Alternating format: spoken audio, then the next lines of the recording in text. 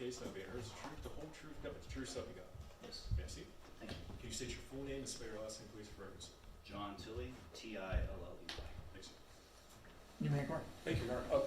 Before we start, Your Honor, I think between the parties it's been stipulated that Dr. Tilley is an expert in forensic psychology, and we can skip through some of the curriculum and foundational questions. So that's No the objection, stipulation. Your Honor. All No right. objection. You may proceed. Thank you, Your Honor. Heard you say your name. What do you do for a living? I'm a forensic psychologist. Okay. How long have you been doing that? I've been licensed to practice since 2002, so 24 years. Okay. In those 24 years, have you always practiced forensic psychology? And if so, what kinds of jobs did you have along the way? Yes, I have. I've been in private practice throughout the duration of my career. I joined private practice shortly after completing my residency in forensic psychology at Central Ohio Behavioral Healthcare, which is or formerly known as Twin Valley Behavioral Healthcare. And early on in my career, I did mostly evaluations for the Franklin County Department of Job and Family Services. Those were disability evaluations, mostly for Social Security benefits. And then from there, I progressed to doing other types of forensic evaluations, both criminal and civil forensic evaluations. That work has remained steady, so it accurately reflects the current state of my practice, which is that I do mostly criminal forensic work, which is a lot of competency to stand trial, mental state at the time of the offense, violence risk assessment, sex offender risk assessment. I also do some civil forensic work as well, guardianship and testamentary capacity. Okay. I'm going to skip forward to how you got involved in this case. How did you first learn of Bruce Foster? I learned of him through a phone call I had with you, I believe, on February 8th of 2025. You advised that you had been retained by the family and were interested in having me do an evaluation with him. Okay. And that was something like 4 days or so after the shooting of the KDC-1 warehouse on February 4th, correct? Correct. Okay. Had you heard about him before that? No. Okay. Didn't see it on the news? No. Okay. Hadn't met him before that, and all of the jobs that you've had never come across him? No. Okay. When you were first retained, tell me what your first time that you met Bruce Foster was. So my first meeting with him was on February 9th, so the following day after the phone call I had with you, and I met with him at the Licking County Jail on that occasion. Okay. When you met with him at the Licking County Jail, did you meet with him through video, or were you able to be in the same room as him? I was in the same room as him. Okay. And when you are going in there, did you have the specific intent of writing a certain kind of report, or what was your goal as you met with him? My goal was pursuant to your direction, which was to evaluate him and to form opinions about a few things, including his current mental state, his mental state at the time of the offenses, and his competency to stand trial. Okay. So when you say current mental state, you're talking about what we in the courtrooms call a competency report, right? Well, I think, yes, in part. I think that my impression was that you wanted me to see how he was doing currently, Yeah. and then contrast that with, or offer opinions to how that applied to either his competency, both his competency to stand trial and his mental state with respect to the events in question. Okay. With respect to the events in question, what I would have been asking is, can you look back 4 or 5 days? You're the closest in time. Can you tell me what you see? That's correct. Okay. You weren't asked to actually write a competency report, correct? No, I was not. Okay. Can you tell me what physical observations you did make of Bruce Foster when you first met with him? Yeah, I'd be happy to. So he was in the same room as me, brought in by deputies. My impression was that he was clothed in traditional jail attire. So his appearance wasn't particularly notable, but his mental status certainly was. Okay. You understood what he was charged of as they brought him in, right? That's right. Okay. And tell me what sorts of observations you made with regard to his mental health as opposed to his physical health. So there were a number of observations I made that I thought were notable at the time that I met with him. For one, and perhaps most notably, was that he evidenced a series of very delusional beliefs, and by delusional I mean beliefs that I understood to be fixed and false in nature, not consistent with reality. Let me ask you, as you walked into that room, did you have any of his mental health history? Very little. I recall that you had advised me that that he had had some involvement with the probate court, so that there were some indications that he had been hospitalized psychiatrically. Beyond that, I didn't have much details. You also advised that he has presented as paranoid and wary of his family, and so I should know that going into the interview as well. Safe to say, as you walked in, you didn't have nearly the collateral documentation that you had as you did your evaluations? No, at Okay. that point, no, I did not. Okay. As you got in there, how long, can you just tell me a basic idea? How long did you talk to him before you felt this is something where I can see mental illness? It didn't take long. Okay. It didn't take long at all. Maybe within the first 15 to 20 minutes or so, I started to develop very strong suspicions that he was seriously ill mentally. Before that 15 to 20 minutes, what was your impression? My impression was that he was guarded. I certainly had some reservations. I wasn't able to make any firm conclusions Okay. based on just introductions and going over the paperwork, though he did come across as guarded, a bit paranoid, a bit suspicious, wanted to know why I was there. My impression was that the only reason why he was willing to talk to me at that time was because I was sent there on your behalf. Okay. Have you had people who wouldn't talk to you in a situation like that? Yes. Okay. And he presented something like that? What's your impression? So in between, so he didn't flat out refuse to talk to me, but he was certainly reserved. He had a number of questions for me. He was very cautious and again, guarded in his approach to me, meaning that he didn't just agree or sign off to start talking to me. There was a feeling out process, it felt like, that he had a lot of questions and wanted to feel comfortable enough in order before he wanted to proceed. Okay. When you're doing an evaluation, there's probably a very standard battery of things that you have to go through. Is that fair to say? That's fair to say. Were you confined by that the first time that you talked to him, or did you follow that at all? Well, I followed what I would typically do in a situation like that whenever I'm asked to do an evaluation, which is that at the outset I kind of go over the parameters of why I'm there and explain to him kind of what the limits to confidentiality are. In this case, I advised that I was there on your behalf to conduct an evaluation for you, identified you as the client, and then went over kind of the purposes of the evaluation, what could be used, what could happen with the information that I collect. So in that sense, it was about the same. And then I proceeded to interview him, and at the same time making observations about his mental status, which is customary for the evaluations that I Okay. do. So in this case, you hadn't been asked to make a report, but you were doing a lot of the same stuff you might have done. That's right. Okay. As you sit here today, you've got a lot more collateral records, and I know you've prepared a report. I see you found that I put one out there.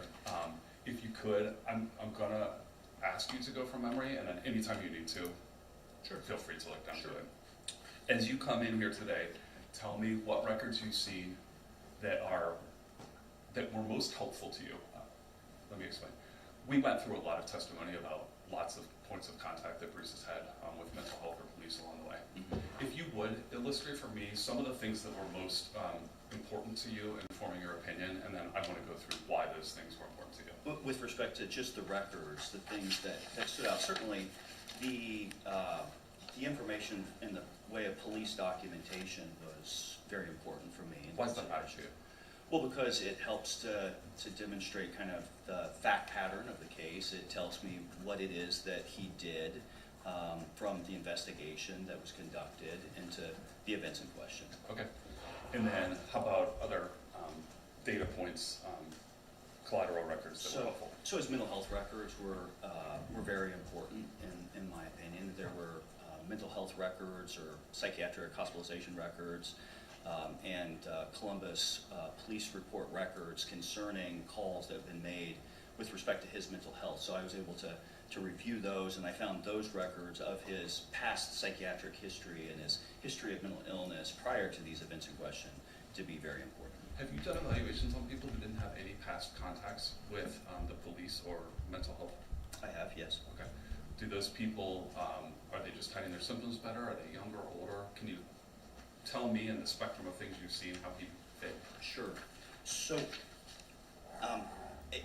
there's a number of reasons why it could be. It could be that the person I'm evaluating is maybe young and they just have not been symptomatic for very long, so they haven't had the opportunity, or there's not been cause to have contact with the mental health system or contact with the police. Sometimes the person's symptomatology, while they may be older, doesn't emerge until later on. It may be, as you said, it might be that they're better at kind of masking their symptoms or compensating for their symptoms.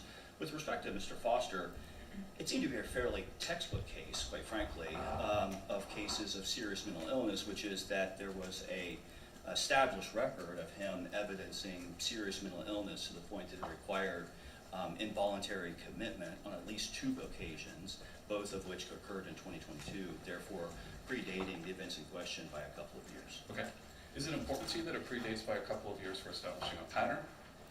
It is, yes. It helps to establish that the person has a track record of serious mental illness. It said a little bit differently. If I'm doing an evaluation and the person has absolutely no psychiatric history, no record of any symptomatology, then that's a bit atypical, because usually in my line of work, and usually the evaluations I do, there's usually some indications of mental illness before I'm getting to see them. Okay. And that was the case here, correct? That is correct. Okay. How many times throughout the course of that first meeting until you sit here today have you met with Bruce Foster and been able to converse with him one-on-one? 5 times. Okay. Do you know how many hours that's taken? Approximately 5 hours, I believe, in Okay. total, Roughly an hour a pop on average? roughly. Okay. During the other times that you saw him, and I know one of them was 5 days after, how long after were the other times as you walked into the courtroom today? So I met with him first in February of 2025, then I met with him again in October of 2025, then in November of 2025, January of 2026, and July of 2026. And at times that was for you to complete reports, including the NGRI report that you're here with today, correct? That's right. Information from all those interviews was utilized to inform my opinion with respect to the report that I wrote. Okay. You have in your report kind of early on that you do a Miller Forensic Assessment of Symptoms Test, shortens to MFAST. Can you describe what that is? Yeah, the MFAST is a screening instrument that's used to assess for feigned mental illness, like feigned delusions or feigned hallucinations. Is that something you do standard with your reports? It's not something that I do in every single case, but it is something that I routinely administer as part of my evaluations, yes. Okay. When you did it here, did you do it because you suspected feigned mental illness? No, I did not do it because I suspected it, but I certainly wanted to rule it out. It's malingering or feigning is always a consideration in cases like this where there's an incentive for the individual to embellish or exaggerate or feign symptomatology. So it was more of a play it safe, make sure that I'm covering all my bases approach to the evaluation. Did the gravity of the allegations have anything to do with you wanting to be? Of course. Okay. You talked about some of those contacts with police. If we can chronologically go through, I know one was in April of 2022. I'm on page 3 of your report if you need to make reference to anything. When you see that somebody has contact with law enforcement, are you able to, as you look backwards, see how the interaction went, or at least read reports? You can, yes. Okay, did you do that here with this first interaction? Yes. Okay. You saw him in February of 2022, so you had, February of 2025, so you had your own impressions of him, right? That's right. By the time you saw or read this report from Columbus Police, you had your own impression and you could match it against what you were seeing in the past. Is that fair to say? That's right. Okay. Can you tell me what things you saw in that 2022 report from this first interaction with the police that struck you or seemed important to you? Yeah, the report is replete with indications that he was showing signs of serious mental illness. He was delusional. He was making claims his mother was trying to kill him, that he had cured cancer. He was also expressing thoughts of harming others, though I noted with some interest that he had advised at that time that he was only interested or motivated to hurt others in self-defense. And at the time of that contact, he was ultimately determined to have been dangerous, and he was placed in an involuntary hold and transported for further evaluation. Okay, I want to go back and ask just a couple questions. When you say claimed that he had cured either COVID or cancer according to the police report, what kind of a delusion is that? That would be a delusion of grandiosity. Okay, so you were seeing delusions of grandiosity from that time, matching what he was saying to the reality that cancer and COVID had not been cured, correct? Correct. Okay. And then when you talk about believing that his mother was trying to kill him, what kind of delusion would that be? That would be a delusion of persecution. Okay. Does that give you any insight into if this man is schizophrenic, like what the characteristics of this particular schizophrenia are? It does, yes. Delusions are a hallmark sign of psychosis, and there are a number of different conditions of psychosis. Schizophrenia is one of them. It's probably the most prominent, it's probably the most well-known. There are a few other conditions in which delusional beliefs play a prominent role, but certainly an indication that he is delusional at that time gives me indications that he was potentially suffering from some type of disorder of psychosis. Okay. Seems like the police got to that point too because he's what you call involuntarily committed, right? That's right. And for short, people say pink slips, correct? That's correct. Same thing, right? It is the same thing. Okay. How long are you able to involuntarily commit someone based on that initial finding? My understanding is 72 hours. Within that 72 hours, do you know what findings have to be made in order for a person to remain hospitalized? Yeah, they have to meet the criteria having being a mentally ill person subject to court order. Okay. In this case, he's released, correct? Well, my impression is that the police took him into custody, and he was eventually placed at Mount Carmel Behavioral Healthcare, a Okay. psychiatric hospital Okay. for continued observation and treatment. Okay. Do you know what continued observation or treatment was in that case? I don't. Okay. I didn't have access to those records from Okay. Mount Carmel Behavioral Health. So what I know about that, I'm piecing together from records I had from other places. Got it.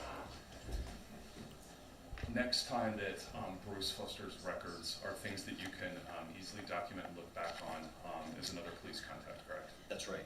Do you know how long after that first contact the second one was? It was in May 31st of 2022, so that would have just been a few weeks after the first contact. Pretty short order, the police are calling in, correct? That's right. Okay. At that incident, can you tell me things that you thought, well, let me ask a general question. Did you have a chance to read reports and find out some information about the police interaction with Bruce Foster? I did, yes. Okay. Can you tell me what things from the police observations struck you as important to the job you ended up doing? Yes, they noted that he was being violent. They noted that he had apparently had slapped a cousin, and he was acting unpredictable. And so as a result, they again took him into an involuntary hold and transported him to a hospital. Okay. Does this stay consistent then with the first interaction as far as what symptoms stood out to you and establish sort of a pattern? It was, yes, it was very consistent. Okay. When he is involuntarily held, do you know where he was taken? Yes, he was initially taken to Riverside Methodist Hospital. Okay. Did you get records from Riverside as far as what their observations were at that time? I did. Can you tell me a little bit about what their and let me ask a simple question. When the police get called, gotta assume you're probably not getting mental health professionals who reply, although the police could have some mental health care. I think that's safe to say. I mean, to be fair to police, that's not their job, and we know that police go through specialized training, and so they endeavor to be sensitive to those type of issues. But to answer your question, yeah. No. And it seems like they sorted him this time into a hospital, demonstrating some understanding of the fact he needed some help, right? Yeah. Okay. Once he gets to Riverside, can we draw the opposite conclusion and presume that he was probably talking to mental health professionals? Yes. Okay. Can you tell me, now they're speaking more your language, can you tell me what things they observed that you were able to glean information from? Yeah, my impression is that while at Riverside Methodist Hospital, he demonstrated indications of serious mental illness. Specifically, he was evidencing paranoia and persecutory delusions. He thought his mom was, for instance, putting semen in his drink and putting cocaine up his nose while he was sleeping. Okay. Is that consistent with your observations made on February the 9th of 2025? Yes. Okay. Does he tell similar stories about his family when you eventually talked to him after the incidents that happened at KDC-1? He did, yes. Do you see things that are discrepancies As in, things that he said back then, when he was hospitalized, that he was no longer saying later on? No, it remained fairly consistent, so he was saying a lot of the same things Okay. to me then as he was back then. Are you able to see upon his discharge if he was prescribed any medications to help with his symptoms? Yes, so from the review of the records, it's indicated that he was prescribed Abilify, which is an antipsychotic medication when he was out Mount Carmel Behavioral Health Care. That was the first time he was hospitalized after the first incident. And there's also indications that he was not taking that medications as prescribed. How do you get an indication he's not taking the medication? Because they asked him about it, made that determination that he wasn't being adherent with that medication while he was at Riverside. Okay. And they can't make him take medication, right? Absent a court order, no. Okay. And there was no court order in the records in this case, right? That's right. Okay. Why would somebody who's being told by doctors, don't take a medication, refuse to take, I'm sorry, being told to take a medication, refuse to take a medication? All kinds of reasons why a person would refuse to take medications. My impression in this case is that Mr. Foster was convinced that there was nothing wrong with him mentally, and so he was not taking the medications because he did not think it was indicated.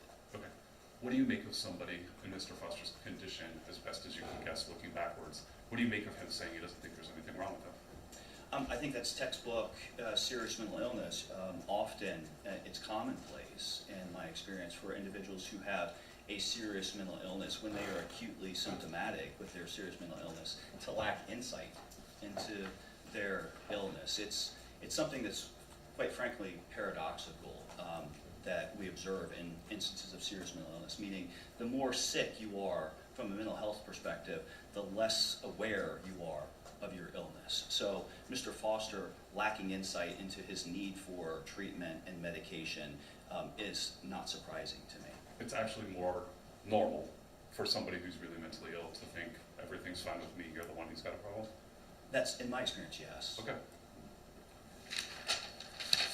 I want to talk about if you're discharged and they give you a medication that you're not taking, are there other services that tend to be provided? Are you linked with somebody? Is there follow-up recommended? Traditionally there is, yes. That's kind of standard protocol whenever you're being discharged from a psychiatric facility for them to link you up for services if indicated in the community at the time of discharge. Okay. Do you know if that was done in Bruce's case? My understanding is that he was, at some point he was, around this time, linked up with North Central Behavioral Health Care for follow-up for outpatient care, which would have included things like medication management and case management. Okay. And that's medication management because they have a team of people who understand mentally ill may not want to take their medication. Let's stay on top of that. Right. Okay. And, yeah, absolutely. Okay. As you started to prepare for the evaluation you've completed today, you said one of the important data points that you look at is anything surrounding February the 4th or the date in question for a NGRI report, correct? Correct. Tell me, you told me about 2 different police contacts that ended up in hospitalizations. Were there other records from before that were helpful to you before we get to the description of what happened February 4th? There were also records from Sun Behavioral Health because he was transferred from Riverside Methodist after that second contact and for continued hospitalization at Sun Behavioral Health. Do you know if any of the doctors at Sun Behavioral made a diagnosis, formal or informal? Yes, the records indicate that he was diagnosed with a bipolar disorder when he was at Sun Behavioral Health Care. Okay. Symptoms that he was showing back then? Again, paranoia, claiming that his mother and his cousin were colluding against him. He was noted to show grandiosity and delusional beliefs. Okay. While, Those findings from those mental health professionals match up with what the police had said and with notes that they had taken? Yes. Okay. As you get on forward to February the 4th, what things were provided to you to prepare your report that you're here to talk about today?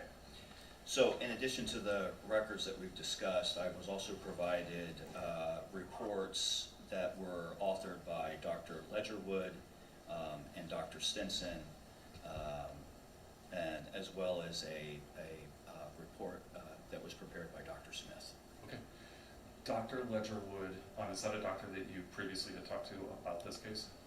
No, Okay. When you get a report for that, that would have been a competency report, correct? that's correct. Okay.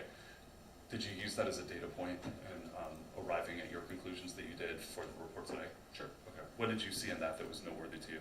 So Dr. Ledgerwood evaluated him not long after the events in question. I believe she met with him in February of 2025 to complete a competency to stand trial. Rather than a number of days, can I ask you a more general question? If he was psychotic during the incident and was psychotic when he went into the jail, do you know if she would have seen him in his psychotic state when she interviewed him, or would it have been after he had received treatment? It was before he Okay. received treatment. Are you sure about that? Well, I'm not sure what treatment he was receiving in the jail at the time. So maybe he was receiving treatment in the jail, but I do know that when she met with him, she characterized him as being decidedly ill, seriously, and psychotic. Okay. What are the things that she notes that proved to be data points that you used in arriving at your conclusions?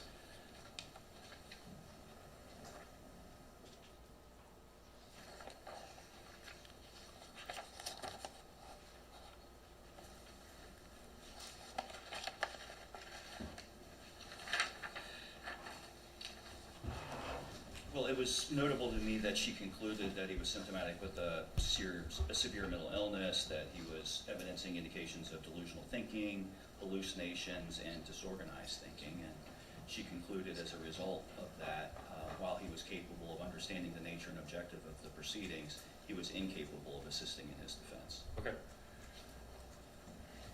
If that conclusion is made and somebody is then treated, do you know, and let's be specific to Mr. Foster, where treatment may come from? Yes, I do. Where? So he could have been treated with medications in the jail, but after that finding of being adjudicated incompetent to stand trial, but restorable, he was placed, as would be customary, at a state psychiatric facility, and specifically Central Ohio Behavioral Health Care. Okay, and did that happen in this case? Yes, At Central Ohio Behavioral Health Care, do you know, was medication given? yes. What kind of medication was it? And I don't mean the specific drug. What was its goal to do? It was to address the symptoms of his serious mental illness that he was presenting with upon admission to the hospital. Okay. Do you know from looking at records if he took that medication and what that course of medication looked like over time? Yes, so he did take the medication when he was at Central Ohio Behavioral Health Care. And there are indications that the dosage of the medication was increased several times upwards because it was the case that the dosage that they had him on wasn't effective at abating or eliminating his symptoms, so it required an increase in the dosage to better target his symptoms. Is that customary to start with a lower dose and move it up as needed? Yes, Okay. And that's what happened in this case, correct? yes. Do you know how many times they had to increase his dosage? Not offhand, it was, 3 or 4 times, I would think at least. At some point, a determination was made that he was now restored to competency, is that fair to say? That's right. Okay, and then he re-enters the court system, correct? I'm not sure he ever left it, but he's returned to the jail. Okay. Yes. Okay, and when that happens then, at that point, there are additional evaluations done. Can you talk about there's additional evaluations done, can you describe whether or not you performed one of those? So there were some additional evaluations that were done. Before he went to the hospital, there was a second opinion that was done on his competency that was done by Dr. Stinson. So that's a report that factored into my analysis. Okay. And when he was at the hospital, the evaluation was done by Dr. Smith. Then once he was returned, I met with him after he'd been returned to the jail from the hospital. So I met with him several times after that. Do you remember why you met with him after he had been returned to the jail? Yeah, I met with him at your direction. Do you know why? Yeah, because you were concerned about his competency to stand trial. There had been a report issued by Dr. Smith that said that he had been restored to competency. You wanted to make sure that that was the case, so you asked for a second opinion on that, and also you asked me to continue to evaluate him to collect information that would be germane to offering an opinion as to his mental state at the time of the offense. If somebody is treated with a psychotropic medication and within something like 3.5 months has been on that medication, do you expect all symptoms to be gone? I'm not sure I would expect it or not. I wouldn't be surprised if all the symptoms weren't gone, given what we know about serious mental illness and how treatment refractory, meaning how difficult it is to treat some of those symptoms, and how some of the symptoms may persist just in lesser forms. So if you're saying that, would I be surprised if a person had been on medications for 3.5 months wasn't completely asymptomatic? That would not be surprising or atypical in my experience. How about as historians of their own life, once they've been medicated, are they generally able to describe with accuracy things that they've been through? I think yes or no. So it's not like that they're not able, they're not reliable historians, but at the same time, there's a lot of things that happen that can filter or skew or somehow alter their recollection of events. Time is one of them. Being exposed to other people and having them talk to them about the case is another. By virtue of the fact that it's just a different mental state. At one point that in time their mental state is this and you're able to capture it, and then afterwards they're in a different mental state. So it stands to reason that their recall of things may be different as a result. Is this more within the general human experience that having people talk to you about the same thing over and over, Of course. might start to change the way you look at it? Okay. Something that we can draw from our own experiences and perhaps understand a little bit better than some of the other things. Yes. Okay. Can you tell me, as you look through the police reports, because now that's really the crux of what you've been called here for today. As you look through the police reports, you had the benefit of at least 2 other police contacts before you read this report, correct? That's correct. And you've had doctors who have filled out reports contemporaneous with both of those police contacts back in 2022, correct? Correct. They were endorsing symptomatology that looked familiar to you based on your interaction with them in February, correct? That's correct. Okay. Can you tell me, as you looked through the date in question, February the 4th, 2025, what things stood out to you that you had some insight into that you were reading in the report? And I'm on page 8 of your report because I know that there's quite a bit with regard to this. Yeah. One thing that was obviously notable is the fact that he shot several individuals and killed 2 of them in the events in question. So that was first and foremost thing that stood out the most to me. It was notable that a victim and one of Mr. Foster's coworkers, who was present at the time, described the shooting as coming out of nowhere. So I thought that was notable. Why do you make note of that? Because there wasn't any warning, there wasn't any argument that preceded it, there wasn't any confrontation that preceded it. It's notable to me for those reasons. Because often when I'm involved in cases in which there is a shooting, which one person shot another, there's usually a confrontation. There's usually something that sets the altercation off. But in this case, that wasn't this. If I'm following your train of thinking, then your thinking is, I would like to see something rational that would lead from point A to point B, or an action to a reaction. Is that what you were looking for? Sure. Okay. In this case, you're saying you didn't see that. Did you have context by the time you were reading this report to have some insight? I did. Can you tell me what you made of that? What I made of the... What you made of there not being an objective reason for there to have been a shooting, but that in fact there was one? Yeah, my impression is that the shooting was purposeful because he was laboring from very delusional beliefs that the individuals that he shot were involved in the mafia or some other type of organized crime outfit that were intent on killing him on that evening. Okay. As you looked at that, did you think these people were involved with the mafia as you read through the reports? No. Okay. So what you're doing is talking about the contrast between what he believed and what you were believing reality was. Is that fair? That's fair. Okay. As you read through the reports, what other things were noteworthy to you? It noted that he was observed to not be wearing a hat or any head covering, so there were no indications that he had concealed his appearance at the scene. He didn't say anything before the shooting. I thought it was notable that he left the scene in an Uber and was dropped off at his home. I thought it was notable that he was found by police at his home the next morning. I thought it was notable that the police found at his residence a gun box and ammunition that matched the murder weapon, as well as the clothing. Can you tell me as a group why those kinds of things are noteworthy to you? Yeah, I think they're noteworthy to me because they signal to me that he didn't make any attempt to conceal his appearance at the scene.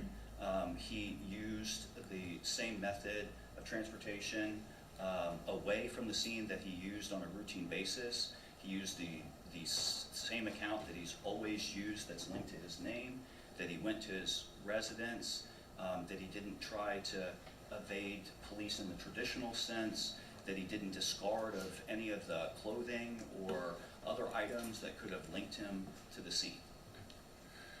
Can you put that into the context of psychosis or the things that had been observed by other doctors? What does that match, or is that in contrast to what you would expect based on what he had been diagnosed with before?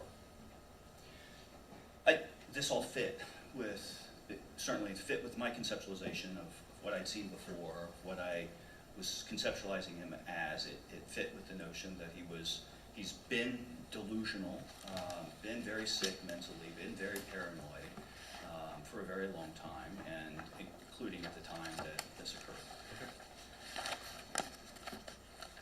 I know that you saw him, well, let me ask a really general question. If you have to do an evaluation like you're here for today that talks about the date of February the 4th specifically, you're being asked to look backwards in time, is that right? That's correct. Okay. When you do that, no perfect way to do it, you just collect the information that you can, correct? That's right. Are data points that are closer in time to February the 4th more important to you? Are they less important to you? How do those, generally when you're doing your job, not specific to this one, how are those things factored in? I think that the closer that you have to the events in question, the data points that emerge from that time period, all things being equal, probably carry more weight than data points that are collected far after the events in question. Do you think he's going to get better in the meantime with no medication? No. Okay. But why does it give you more insight then to look at it? Say the day of, if you could have met with him in a perfect world, would you feel more confident about your observations? Slightly more confident, because all things being equal, the closer you have to the time in question, the more ripe the data is. I'm not sure it would have changed very much. I felt very strongly about the data that I collected. I felt like that seeing him just a few days afterwards, I was seeing his mindset kind of as close as to what it was at the time of the events in question. So I was able to get a snapshot and a contemporaneous view of his functioning that I could have then applied to the events in question. Okay. Did you watch the video of him in the KDC-1 warehouse something like an hour and 20 minutes or an hour and a half before? Were you able to watch that video where he's kind of rocking and moving his hands? I was able to see the video, yes. Okay. That's pretty contemporaneous with the things that happened at something like 10:19 p.m. on February the 4th. Does that sound right to you? That does. What do you make of what you see as far as his body language in that video an hour and a half before? He's definitely acting strange.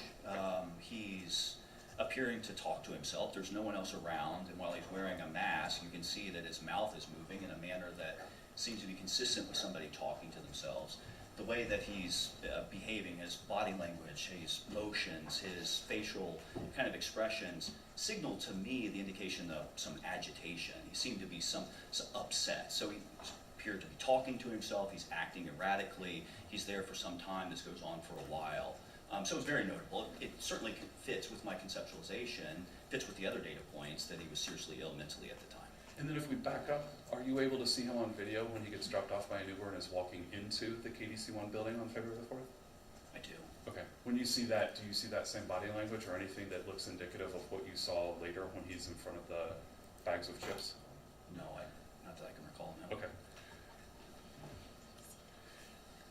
Another data point that is as close in time as we have after February the 4th is when he's taken into custody and interviewed. Did you have a chance to watch that interview?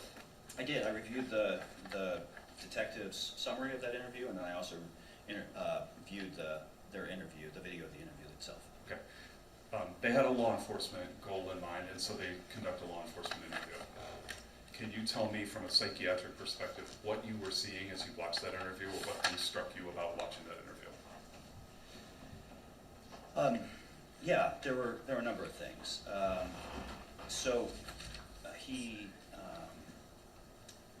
He said a number of things that signaled to me the presence of paranoia and delusional beliefs. He was saying things like that his mother was trying to set him up, that his parents had drugged his drinks. He said things like that he's being targeted and that a lot of people want him dead. I made a note that, and I thought it was notable that he told detectives that he thought that KDC, his employer, perceived him to be a good employee. Why do you think that's noteworthy? You saw records in contrast, right? Yeah, I'm not sure. I've since come to be aware that he wasn't a good employee, and that there was some discussion of terminating him. I'm not sure he was ever made aware of that, but certainly he was. I don't think KDC viewed him as being a good employee. Would you expect a person with acute psychosis to be a good employee? No. Okay. So this fit with sort of the working theory that you had. Yeah, of course, yes. That to learn that he was not a good employee objectively is not surprising in light of his illness. In light of his illness, is it unusual that he would try to get a job at all? I know I'm asking for a really broad generalization. Yeah, I don't think it's atypical. Individuals with psychosis still have debt and bills and reality to pay for. So no, I think that simply because you're seriously mentally ill doesn't mean that you can go without a job. Okay. During his interview, is there anything else that, although they were doing a law enforcement purpose, anything else that he told them that was noteworthy to you, either for or against your hypothesis at that point, that he was seriously mentally ill and delusional? Yeah, he told the detectives that one of the victims, Shakar, had threatened him in 2013, and that he, meaning Mr. Foster, invited Shakar and his family to work at KDC. If I can follow what your observation was then, he's saying that as far back as 2013, which would have been 12 years before he sat in that interview room, that one of the victims had threatened him in the past? That's correct. Okay. Did you have any reason to think that was true? I have no reason to think that was true. Okay. And then, objectively, if you believed that, what he's saying next is that he took this person who threatened him and invited him to work at Bruce's place of work. That's right. Okay. What other things does he say about people who he works with?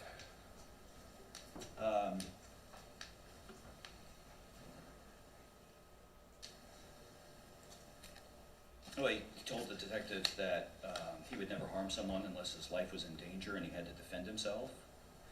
He told the police that he was shot in 2012, that he still had bullets inside of him.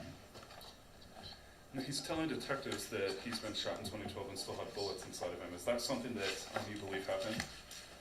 No. How about, as you watch that, do you think he believed that that happened? I'm certain that he was convinced that it happened. Okay. Your Honor, may I have first witness? Sure. I've got something marked as Defendant's Exhibit C. Could you take a look at that? Sure. And when you're done with it, just let me know. I'm good. Do you note a date on the record that I've given you? I see a date of 11/1/2024 and another date of 10/13 or 31/2024. Those are 2 consecutive days, end of October, beginning of November in 2024? That's right. Okay. And there's another date of 10/28/2024 on here. And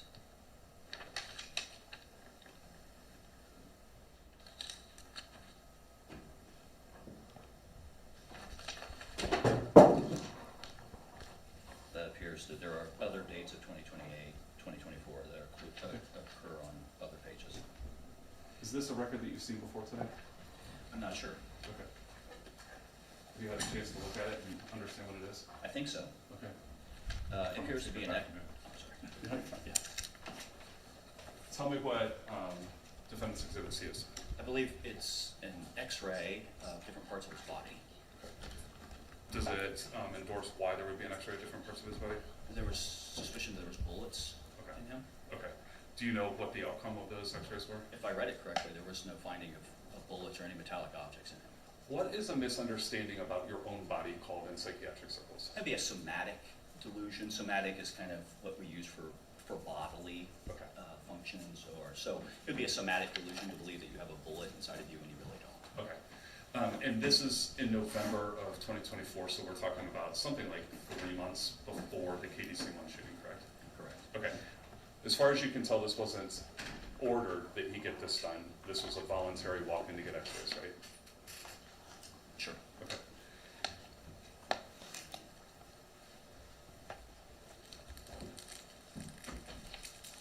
Were there other data points, or I'm ready to sort of skip ahead to your one-on-one as you did your evaluation? Are there other things that you would like, that you took note of that weighed on your decision? With respect to his interaction with the police, Sure. yeah. He was saying other delusional things, like he's a medical doctor and that he started some type of serotonin project that helps families have twins. He told detectives that he had been issued a pardon by a Franklin County judge stemming from an incident that occurred when he was 13 years old involving the mafia. And he told them that, according to their report, that the mafia wanted him to be depleted. Okay.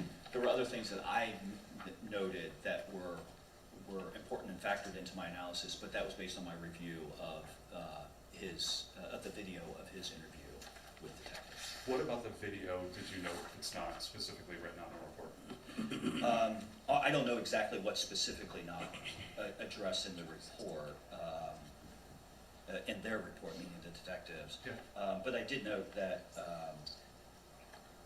that he had said a lot of other delusional things. That he's an ambassador for Chipotle. He gave them stock advice that Chipotle stock dramatically increased when, because of his advice, when that he wanted the detectives to contact, wanted to know if a judge could contact Chipotle about getting him his return on investment for his stock advice, that he pulled strings for Ohio State, that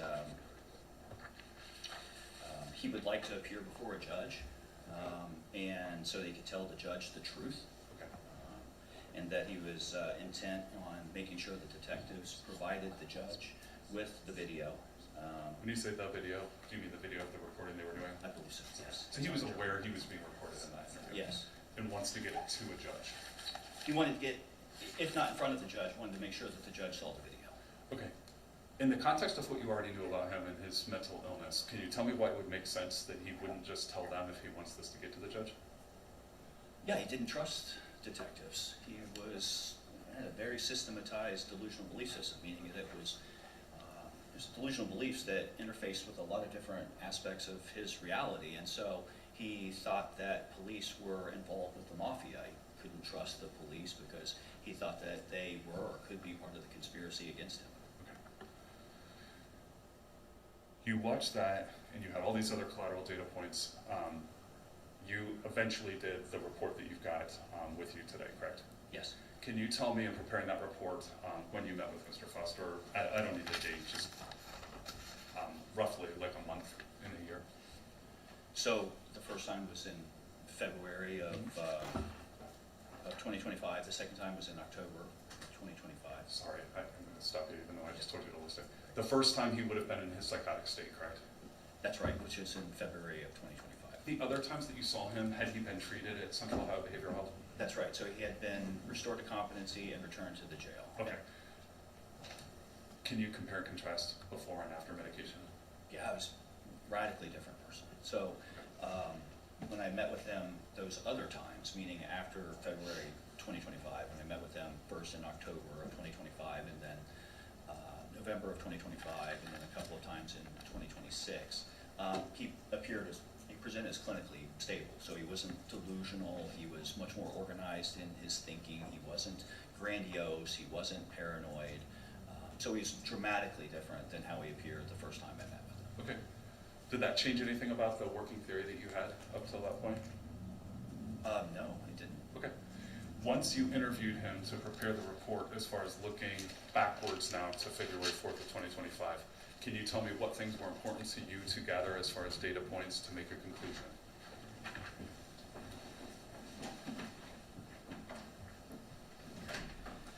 So, in addition to the things that we've already discussed, I asked him, I interviewed him, and asked him a lot of questions about kind of what was going on, why he did what he did. When you say what was going on, you mean back in February the 4th? That's right. Okay. Yeah. When you're asking a lot of questions, do you count on him being a good historian? It's always appropriate in my line of work to be a healthy skeptic. It means that it's important to ask the individual for their account, but it's also very important to compare and contrast that to other data points to make sure that what they're saying is reliable and valid. Okay. Can you give me the things that made an impression on you as far as interviewing him and asking him about what happened on February the 4th? Yes, of course. So, kind of as an overview, my takeaway was that from what he described, he was not doing well, and from a mental health perspective, and his condition deteriorated substantially over a period of several weeks leading up to the events in question. During that period of time, he became convinced of various delusional beliefs. He was operating under these very delusional notions that there was a mafia or an organized crime family that was plotting against him and sought to kill him. And that would have been the weeks before. We talked about the hospital records showing him going in and asking to get lead x-rayed in his body. That would have been 3 months before. Does that sound right? Yes. Okay. And you're saying that it was in the weeks before that some of these symptoms, including belief in persecutory or a persecutory belief by the mafia, was amongst the things happening? Yeah, that's right. In addition to that, he was hearing voices, or what we call hallucinations, of family members like his mother and his father that were telling him things like that his life was in danger, not compelling or commanding him to do anything, but just kind of confirming or aligning with his delusional beliefs that his life was in danger. Do you sometimes hear people who are mentally ill describe auditory hallucinations that are command hallucinations? Yeah, I do. And in this case, he said he wasn't hearing that as leading up to the incident? That's correct. Okay. Does he remember the day in question did he remember the day in question when you interviewed him? Yeah, he did. Can you tell me what things he said about that day? Yeah, so with respect to that day in question, he heard a voice, an auditory hallucination, that said that he didn't have a choice. And that hallucination, in addition to his delusional beliefs, led him to believe that his life was on the line, that the members of the mafia, this organized crime family, these co-workers that he had at KDC-1, were not only plotting to kill him, but planned to kill him that evening, on the night of the shooting. Okay. When you can go back and test that, when he walked into work on February the 4th and you could see his body language walking in, I asked you earlier, did his body language look agitated, or was there anything in the way he carried himself on his way into work that was noteworthy? Put that into context now that he's talking about throughout the night what was happening. He went into work as planned, and I think in his mind was convinced that tonight was going to be the night that they were going to kill him, so he would have to act, to save his own life, he would have to act with deadly force. Can you compare and contrast then in that hour and a half before when you can see him in front of, in the cafeteria where his body language is different? Would this match the story that he was telling you as a data point? Sure, it would match, yes. Okay. How so?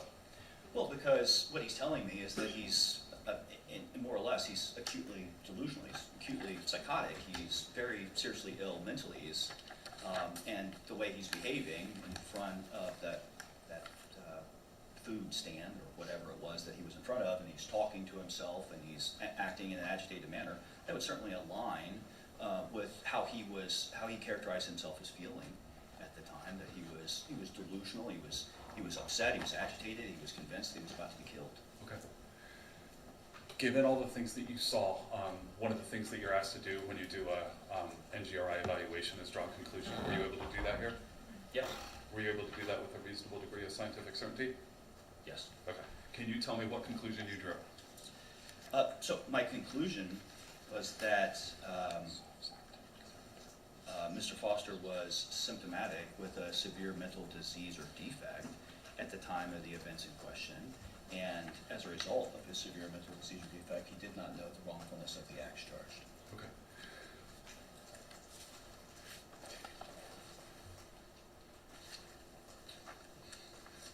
Can you tell me, when you have an opinion like you have, if you're open to other interpretations? Of course. You're aware there's other interpretations here, correct? Yes. Can you address some specific things with me and tell me how you factored those in and why you drew the conclusion that you did, okay? Yeah, I think it's always important to test hypotheses. Hypotheses are kind of these propositions that you have. One proposition is that he was not symptomatic with a severe mental disease or defect at the time of the events in question.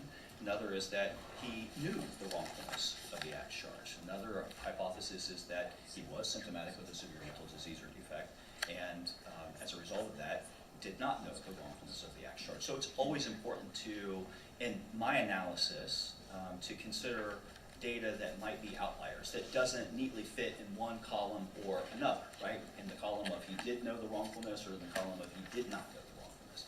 And so it's not uncommon in cases for there to be some outlying data, some data that doesn't neatly fit into one category or another, or some data that might suggest that he did know the wrongfulness of the act charged. And so there were a few data points that, in my mind, may have signaled that he did know the wrongfulness of the act charged. I want to go through some of those, and then you just let me know how you factor those into the conclusion that you did draw. Sure. You're aware that after the shooting and before police arrived, Mr. Foster left the KDC-1 warehouse, right? That's correct. Okay. That could be consistent with somebody who's getting the hell out of there because they don't want to get caught by police, right? Of course. Okay. Tell me how you evaluated that data point in drawing your conclusion. So I asked him why he left, and specifically why he didn't stick around to talk to the police. And he advised that he left because his life was, he considered his life to still be in danger, wasn't really sure of the extent of the conspiracy against him, didn't go to police beforehand, and didn't stick around for police there at the time because, again, the police were involved in this conspiracy. They could have been or were involved with the mafia, so he didn't trust the police. Now, everybody who's evaluated Bruce Foster came to the conclusion he was seriously mentally ill. Does serious mental illness, does that sound consistent with what you might expect from somebody with persecutory beliefs? Absolutely. Okay. Changing clothes is something that maybe everybody does after work, but given that he changed clothes at least partially before this incident, can you tell me what that meant to you as you did an evaluation? Right, so that was another indicator that there might be something going on there that signaled his understanding of or knowledge of wrongfulness at the time, that he changed his clothes beforehand. So I asked him why he changed his clothes, and he said that he changed his clothes to be more comfortable. I noted that he didn't conceal his appearance. He didn't do anything to appreciably alter his identity or his appearance. So while he changed his clothes, it certainly didn't align with the notion that he changed his clothes so that he could alter his appearance and so people wouldn't know that he was about to engage in a criminal act. Okay. He talked about before he went to work that night that he smoked marijuana. Did you read that? I did. Do you have experience with mentally ill people and substances? Yes. What is that experience? Well, the experience is that, not only my experience, but the literature is conclusive in indicating that substance use in individuals who have serious mental illness is almost ubiquitous, meaning there is a very strong overlap those who have serious mental illness are exceedingly more likely than those who do not to abuse substances. So it's not uncommon in our world for somebody to have serious mental illness and to also use, if not abuse, substances. Okay. When you say it's almost ubiquitous, the agency that treats one, do they treat the other as well? Yes, the Department of Behavioral Health. That's correct. It used to be the Ohio Department of Mental Health and Addiction Services. Okay. Recognizing that they're more or less one and the same, there's so much overlap aligned with the name change. Your experience with people who are using marijuana, there was a long period of time in Ohio where marijuana would have had to have been purchased illegally, correct? Correct. Could be a street drug, right? Correct. Okay.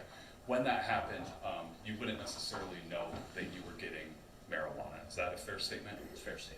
During at least a lot of the time that you were seeing marijuana around mentally ill people. Sure. Marijuana can now be purchased lawfully in Ohio, presumably in a more controlled manner. Does that sound fair to say? Yes. Okay. Have you seen a difference in how marijuana affects people who are mentally ill who are using it since it's become legal? Yeah, I think yes, because I've seen less instances of people evidencing adverse psychiatric reactions to synthetic cannabis now that cannabis is legal and more readily accessible. Okay. In your opinion, could cannabis have caused the kind of paranoia that Bruce Foster had? It could have, sure. So there are instances in which there are cannabis-induced paranoia, cannabis-induced psychotic disorder. So certainly it's well within the possibility that symptomatology like his could have been substance abuse, and that was a factor that I took under consideration. How did you weigh it against your final conclusion? Well, I noted that there were a number of compelling data points that didn't align with, and quite frankly, ruled out the possibility of a cannabis-induced psychosis Okay. in this instance. Probably most compelling of those data points is the fact that he remained acutely psychotic, decidedly delusional, decidedly ill, seriously, for many weeks, if not months, after the events in question, when in a controlled setting and thus distanced from cannabis. Can you be specific about the controlled setting? Yeah, he was in jail, and then he was at Central Ohio Behavioral Health Care, which is a psychiatric hospital. He's not going to be able to get marijuana there, correct? Presumably no. Okay. And then as you evaluate him, do you see a difference when he's in that controlled setting about his paranoia and psychosis? So when I saw him in the controlled setting, and he was not treated, so no, he was acutely psychotic. And then when he's in the controlled setting, but under now pharmacotherapy being treated, then he was much different. Okay. So it wasn't, it was over a period of time, and only once he would choose psychotropic medications that those symptoms you were seeing started to fade. That's right. That's right. That was one data point. Another data point is the fact that he's been evaluated by 6 doctors just over the life of this case, and none of the doctors have arrived at the conclusion that he was suffering from a cannabis or otherwise substance-induced psychosis. Is that a diagnosis that can be made? Yes. Okay. And at least 2 other doctors before this, after those police interactions, are those amongst the 6 you're counting? That's right. Okay. Maybe 5. Maybe 5.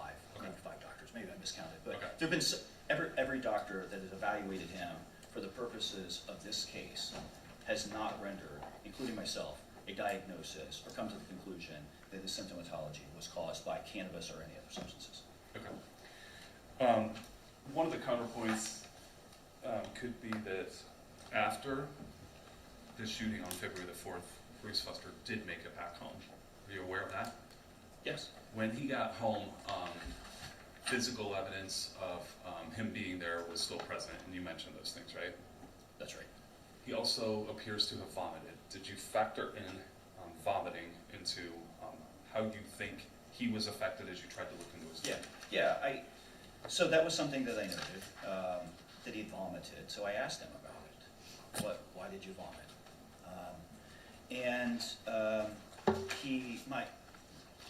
My opinion is, based on what he had offered, is that his vomiting wasn't out of remorse, but it was because he was distraught over having been put in a life or death situation and felt that he was forced to take these lives of these other people that he didn't really want to have to do, but he felt forced to do that. And he was distraught over that, which I found to be a reasonable reaction to a circumstance like that. Yeah, just a moment. Sure.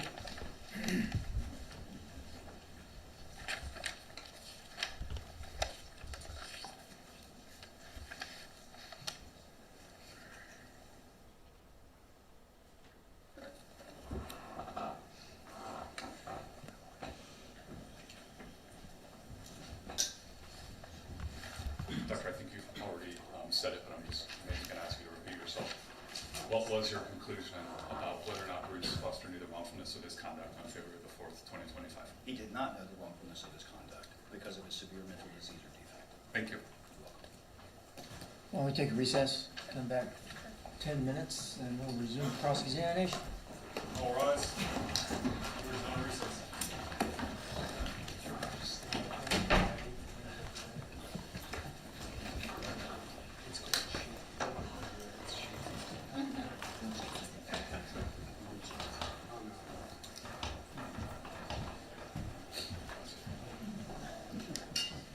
Do you know Jenny? Dr. Taylor Chenoweth. Good to meet you. Nice to meet you.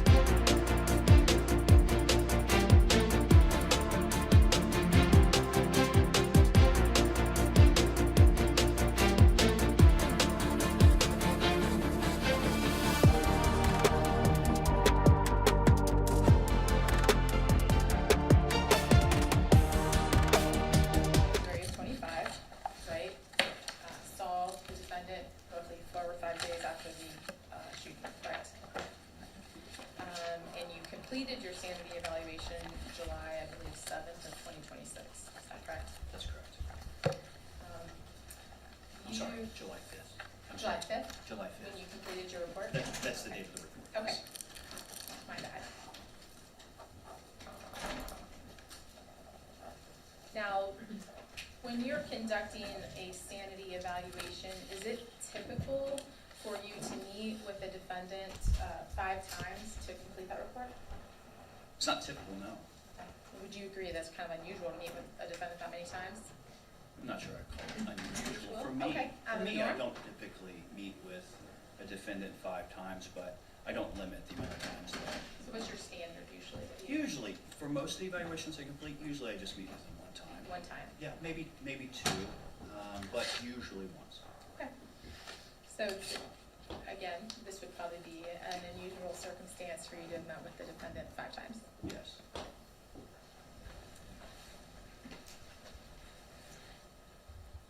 Do you recall writing a letter on January 13th of 2026, I believe to Mr. Troy, indicating that you had reached a conclusion that the defendant was, or did not know the wrongfulness of his acts? I do. Okay. So then, at that point, you've reached your conclusion, yet you go and see the defendant again on July 2nd. Is that correct? I did. So why did you do that? So there were some things that I wanted to follow up with him on, things that quite frankly could have changed my opinion. So while I had concluded in January that my opinions were what they were, and ultimately they did not change, I felt it was important enough to go back, considering the nature of this case and. What kind of things were you wanting to kind of follow up on at that I point? can't remember. I can't exactly remember. I think that maybe I didn't ask him about why he vomited during my previous interviews, and so that was something that I hadn't asked him about, and I think that was one of the reasons why I wanted to circle back to him and ask him Now, about that. at this point, you were aware that Dr. Stinson had done an evaluation and come to a conclusion, correct? Yes, And you were aware that Dr. Marciani had done the same, as well as Dr. O'Donnell, is that correct? no, So in July, you were unaware that the other 2 doctors had completed evaluations? no, I was not aware. In fact, I got word that there were some other evaluations being done, but I did not have any firm conclusions that it was Dr. Marciani or Dr. O'Donnell who Okay. did those evaluations. You were just aware of Dr. Stinson? That's right. Okay. In fact, the 2 of you had a phone conversation on January, I believe, 13th, am I right? I said 13th, I think originally about your letter to Brandon Troy, but that letter was the 26th of January. Is that correct? That- I think I misstated I that think so. I date. think my letter is dated on January January 26th. 26th. I apologize for giving you the wrong date there. That's okay. January 13th was the phone call you had with Dr. Stinson, correct? I can't recall. I'm sure that I have that noted somewhere, but that sounds about right. I don't believe it's noted in your report. I saw it in Dr. Stinson's report where he indicated he had a phone call with you. Right. So you would agree if Dr. Stinson reports it was the 13th, that's the accurate Sounds date? right, yeah. Okay. So the 2 of you talked on the 13th, and then 13 days later, you wrote that letter to Mr. Troy saying that you had come to a conclusion, correct?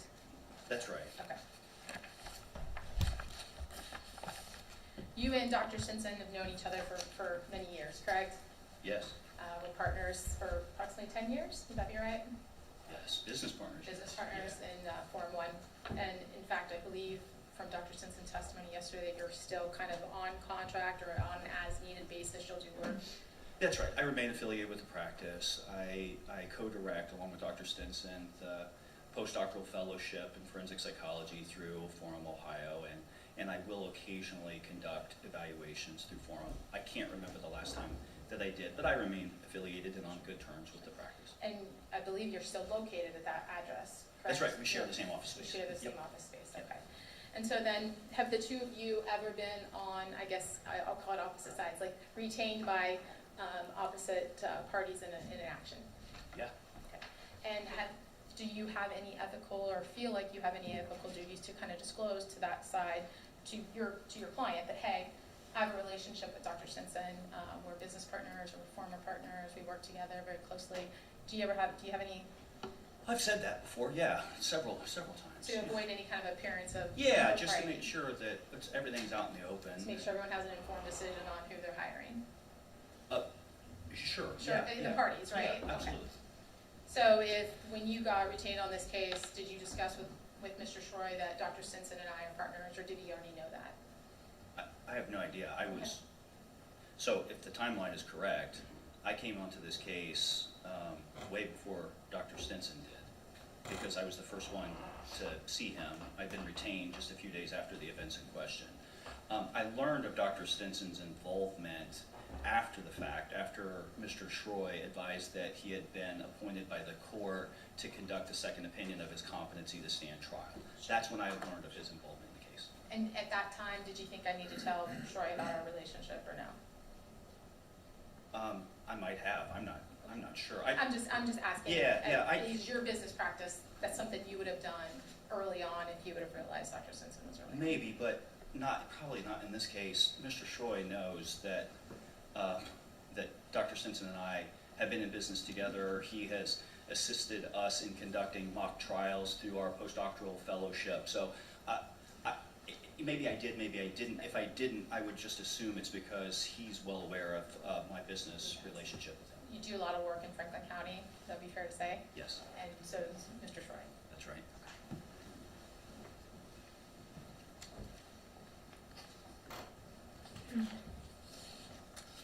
So we've talked a lot about conducting a sanity evaluation, how you first take a look and see if this person has a severe mental disease or defect, right? And then you go on to the next step, which is, did that impact their ability to know the wrongfulness of their acts? Is that fair to say? That's fair.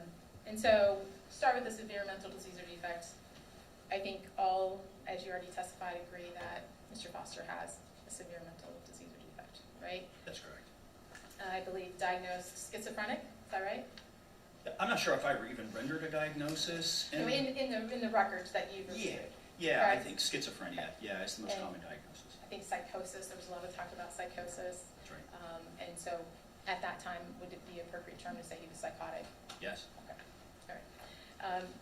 Folks that have schizophrenia, they can know the wrongfulness of their acts, correct? of course. It's not something that says, oh, you're schizophrenic, you won't know the wrongfulness, right? That's It's not right. that clear cut. That's right, Folks who are psychotic, they can know the wrongfulness of their acts, right? of course. Okay. What's a psychotic break, when you hear that term? Psychotic break's probably a more colloquial term that's used. A psychotic break is, in the nomenclature that I'm familiar with, would be associated with somebody who has developed and become acutely psychotic, meaning that they develop this illness in which psychosis is a prominent feature, and that at one point they weren't acutely psychotic, and then there's that break or this transition in which they now become acutely psychotic. So that there's a period in time in which we can tell that before then they weren't acutely psychotic, and then after the fact we can tell that they definitely are. So when you think about a break, it doesn't have to be like that, it's over time? Because when you talk about acutely psychotic, you can be acutely psychotic for a long Extended period of time, right? Yeah, Okay. and I would say that it's more common for it to be over an extended period of time than it would be over a very short period of time. So it's not you're gonna be psychotic 1 minute and then not psychotic the next, and then psychotic back again. Well, that's, Not normally how that yeah, goes? that's fair. I mean, so the symptomatology, psychotic symptomatology, delusional beliefs, hallucinations, these things that make up what we consider psychosis, these things can wax and wane, right? So a person can be what we would consider psychotic over a period of, say, 30 days to 6 months. It doesn't mean that every single day in that period of 30 days or 6 months that they're acutely psychotic, that they're acutely delusional, that they're hallucinating all the time. So you can see some ebb and flow in that. Even within hours? Sure. Sure, okay. So, we go on to wrongfulness, right? So, you would agree that when you're taking a look at wrongfulness, you look at different factors or different, I guess, indicators, would that be good to say? Yes. Defendant statements, right? And behavior during the act, Yes. before the act, Yes. and right after the act. Of course. those are probably the key time period. Would you agree with that? Agree? And then, within that time period, lying about the offense, being untruthful about what Of course, their act or their involvement in the act, of course, is that a factor? yes, Denial of the act, sure. refusing to cooperate with either law enforcement or an investigation into that act. Could be an indicator. And then what about later accounts of the act, like not right after, like months later, Mhm. those accounts, do you take those into consideration as well? Yeah, of course. And I think we talked a little about attempts to evade capture, correct? That's one of those factors. Sure. And then what about, do you kind of ask if the delusion were true, would the act be right? Is that one of those things that you take a look at as well? Of course, yeah. Okay. You have done approximately how many evaluations? I'm not sure if I caught that number, if Brandon asked you or not. I'm not sure he did ask me. Total evaluations for what? Sanity evaluations over your years, Conservatively, probably about 500. 500? Yeah. And you've been on cases where you've had to testify, like in this case here, right? Yes. And there have been experts that have had different opinions than yours, Yes. correct? Yeah. And that probably happens pretty frequently, would that be safe to say? In my line of work, yeah, it usually is the case that if I'm testifying, it's probably because it's a contested hearing, and that's usually because you have a couple of experts that don't align in terms of their opinions on the matter. And that's, what would you say that's attributed to, that their opinions don't align? Reasonable minds can disagree. Are they interpreting different data, putting maybe more weight on some data than other data? Would that be fair to say? Sure, that could be it. So when you come to your conclusion about wrongfulness, you, in your report, you have it up there, so let me grab my copy here. You kind of list out some of these pieces of information that you, I guess maybe, lack of a better way to say it, put more weight on to attribute that he didn't know the wrongfulness. Would that be fair to say? That your list of, I don't know, I'm trying to go, let me go to the back here, I don't know how many you indicate that. I think it's on page 34, Mr. Foster's knowledge of wrongfulness. And you kind of list out, looks like 8 on that page. 10, 9, 10. So you list out like 10 kind of points that go to showing that he did not know the wrongfulness. Is Yes. that correct? Yes, Okay. those were data points that I found to be particularly salient. And so one of them is that we already talked about was attempting to evade detection, right? You kind of think that, let me find your Number 6. number 6, thank you so much. He did not attempt to evade law enforcement. He was found at his apartment soon after the event in question. That's right. In your years of doing this, you would agree that many defendants charged are located at their residence when they're arrested by police, correct? Sure. Yeah. That's kind of a typical, people kind of run home when they do something wrong, correct? That happens, yes. And especially when we're talking about a defendant with very limited resources. Would you agree with that? Sure. Mr. Foster has very limited He did. resources. Yes, it does. He did not have a car, correct? No, he didn't.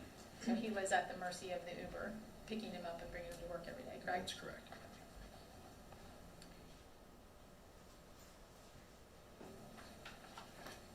Would you agree that leaving the scene of the crime is an attempt to evade law enforcement? Yeah, it could be, Could be? absolutely. Yes. And that, that's exactly what this defendant did in this case, right? He left the scene. He shot 6 people Yes. and then left the scene immediately. Yes. You don't attribute that to him evading law enforcement, then? Is that Well, not in the correct? traditional sense. So maybe I should No, that's qualify. okay. Yeah, That's- because you- in my, it's yes or no. You say he did not evade, correct? I did. Okay. So you interpreted his leaving the scene as not evading law enforcement, correct? Correct, yes. Okay. You, number 5, you said he did not attempt to conceal his appearance at the scene as another reason why he did not know the wrongfulness, correct?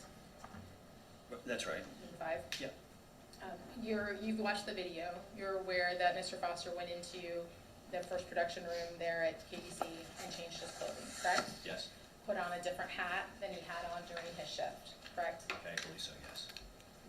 I'll take your word for it. Take my word for it? Yeah. Okay. If the evidence shows that he had on a different hat than what he came into the workplace with and what he wore when he came out of that production room before he started shooting, you would agree with that? Yes, Okay. So he did change his appearance prior to the shooting, correct?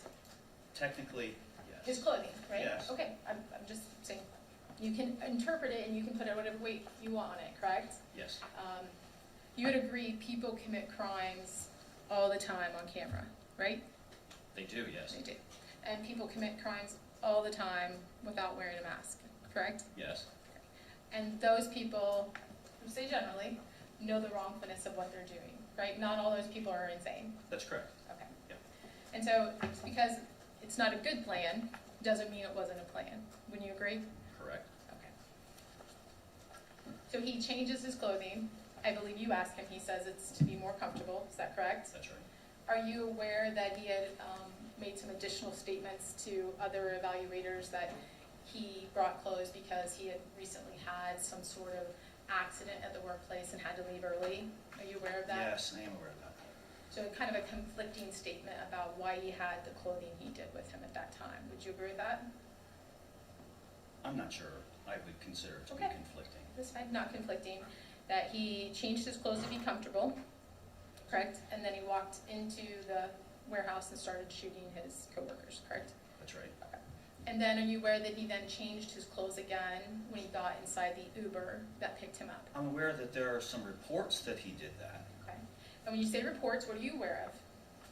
Well, I'm aware that there's indications in other doctors' reports that he had advised that he had changed his clothes. I asked him if he changed his clothes when he was in the Uber, and he told me that that he can't recall that if he did, and he mentioned something about maybe he might have changed his boots when he was in the car. That's what he told me. So I'm aware that there are some indications that he changed some articles of clothing to some extent when he was in the Uber on the way home. Would you take my word if I told you there is video showing Mr. Foster walking back into his apartment after the shooting, where he is then wearing his khaki pants he wore to work that day?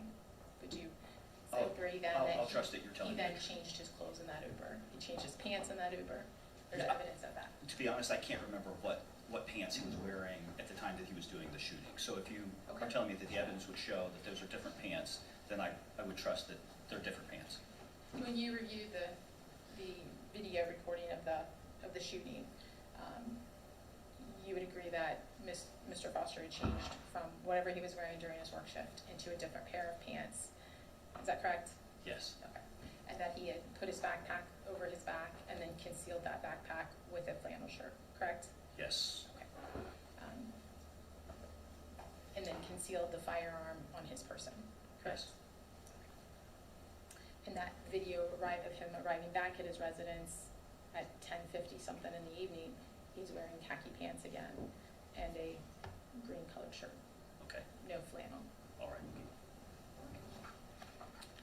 You still hold with that is not a changing of his appearance? Would you agree with that? As your factor, right? You're saying he Yeah. didn't change his appearance, therefore. I don't think, yeah, he changed his clothes, but not his appearance. Okay.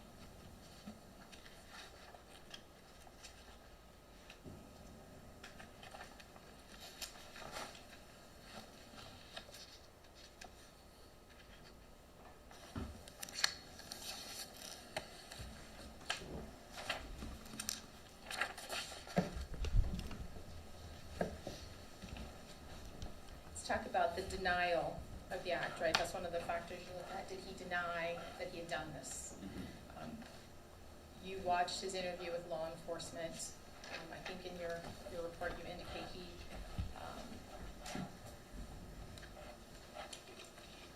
should I put the right one?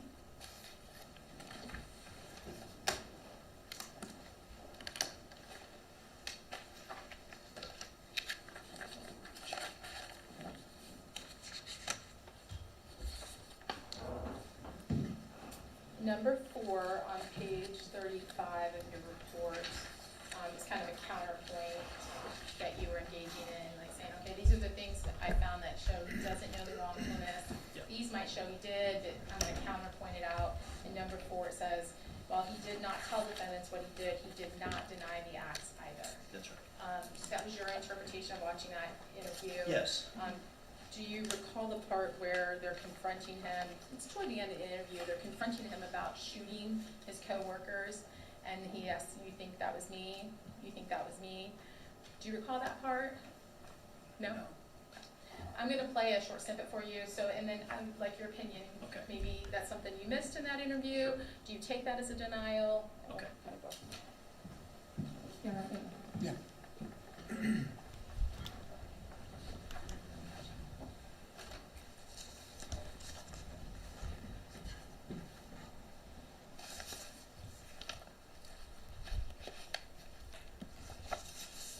So you are curious, I'm not really, I wasn't curious. I wasn't curious. Tell me now. but now you're curious. Now, yeah. Oh. I'm not curious. Okay. Well, in the video, because I mean, they have surveillance everywhere in the warehouse, right? Yeah, there's cameras everywhere. Yeah, and you know that. Yeah, right? I know that. I'm aware. Is that to prevent thieves, or what is that for? I'm not law enforcement, man. Oh, God. I don't know why people put cameras inside businesses, but Yes, you do. I mean, I guess I know for their fact, but normally it doesn't get to the criminal And it's side. their business. Yeah, it's their business. It's their business. Not our business. But I mean, in the video, I'm gonna be honest with you, man. It's pretty horrific. Is that horrific? Yeah. Yeah. Scary the way I live, man. Scary It's the way I horrific, live. man. It's horrific to see you, Bruce Foster, shoot and kill Kyle Baber, You believe that was me? and shoot and kill Shakar Shapagi, That's his last name? You believe that was me? and you shoot and injure 4 other people. Okay? Before we leave, I don't we'll believe explain so. the charge. So you are curious. I'm not really, I wasn't curious. I wasn't Okay. curious. Do you see Mr. Foster shake his head to that I did. I and saw say, that. I don't believe so?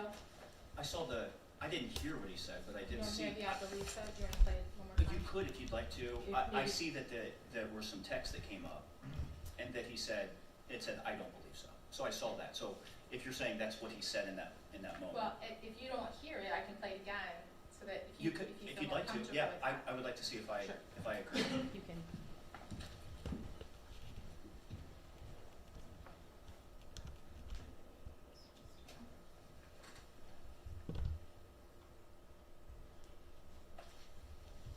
I'm not curious. Okay. Well, in the video, because I mean, they have surveillance everywhere in the warehouse, right? Yeah, there's cameras everywhere. Yeah, and you know that. Yeah, right? I know that. I'm Is aware. that to prevent thieves, or what is that for? I'm not law enforcement, man. Oh, God. I don't know why people put cameras inside businesses, but Yes, you do. I mean, I guess I know for their fact, but normally it doesn't get to the criminal And it's side. their business. Yeah, it's their business. It's their business. Not our business. But I mean, in the video, I'm gonna be honest with you, man. It's pretty horrific. Is that horrific? Yeah. Yeah. Scary the way I live, man. Scary It's the way I horrific, live. man. It's horrific to see you, Bruce Foster, shoot and kill Kyle Baber, You believe that was me? and shoot and kill Shakar Shapagi, That's his last name? You believe that was me? and you shoot and injure 4 other people. Okay? Before we leave, I don't we'll believe explain so. the charge. So you are curious, I'm not really, I wasn't curious. I wasn't Okay. curious. Tell me now. but now you're curious. Now, yeah. The sound is off from the video, so if you can't really read the lips. But did you hear it that time when he says, I don't believe so? No. Okay. No. So you don't believe him shaking his head is a denial of those accusations that he shot and killed these I think people? it's reasonable to suspect that that's what that could infer. So certainly. Of shaking his head. Shaking saying- his head could And be. let's say if he did say, I don't believe so, is that a denial? Oh, could be. Yeah, that could be interpreted. What else could it be? I don't know. I don't know. I'd have to think about that. I mean, this is the first time I'm being presented with this, so. So the first time you've seen this video? No, the first time that I've been I didn't hear him say, I don't believe so. So if he did say it, I didn't catch it on the first pass, I didn't catch it on the second or the third pass. But it could be interpreted as a denial, but you're not sure what else it could be interpreted as. Is that right? I would have to think about that. But, so I, It that interview, in addition to denying or shaking his head, so you're not agreeing with that, he tells the police he had to kill them before they killed him. Is that right? That's right. No, I apologize. No, he does not say that during to the police. I apologize. Let's strike that, Your Honor. I misstated that. During the interview, he says he doesn't know who Kyle Weber is. He doesn't know who Kyle is. I don't know Kyle, right? In this In this video. interview with the law enforcement officers. Do you recall that I do. part where he says, I don't know who Kyle is, right? Right. And then later, as he starts meeting with yourself and Dr. Simpson, Kyle becomes part of the conspiracy. Is that correct? Well, I'm not sure if he becomes, but it was clear to me that Kyle was a prominent figure in the conspiracy throughout my interviews. He does not tell law enforcement that, correct? Right. Okay. He also indicates, I believe, that he doesn't know what Nick Harris's name is, that he was just a guy, tall guy that worked on, was a line lead, correct, during that interview? That's right. And then in subsequent interviews, he is part of that conspiracy as well, correct? Yes. So again, more misrepresentation to law enforcement. Do you agree? Well, I'm not He's sure. not being honest with law enforcement at that point, Well, he's saying that he doesn't know who Nick is, correct? but And he doesn't know who Kyle is. I'm not sure that he knew who Nick was whenever I interviewed him either. He just said that he knew that the guy next to him was also involved. I'm not sure if he knew what his name was or not. But he becomes part of that conspiracy. He doesn't say that to law enforcement, right? No, he didn't say that to me. He shares information with law enforcement about his mom, right, wanting to hurt him, with his shenanigans at Chipotle. He talks about lots of different things to law enforcement, correct? Yes, Part of his delusions, correct? sure. However, every time he's asked about a gun or asked about shooting, he doesn't want to talk about it, right? That's Is right. that your interpretation That's of it? That would be any time he's asked to give any type of incriminating information, he doesn't want to talk about it. Not to the detectives now. Correct. Wouldn't you agree that that's an indicator of him knowing the wrongfulness of his acts, why he doesn't want to tell law enforcement about them? No. Okay.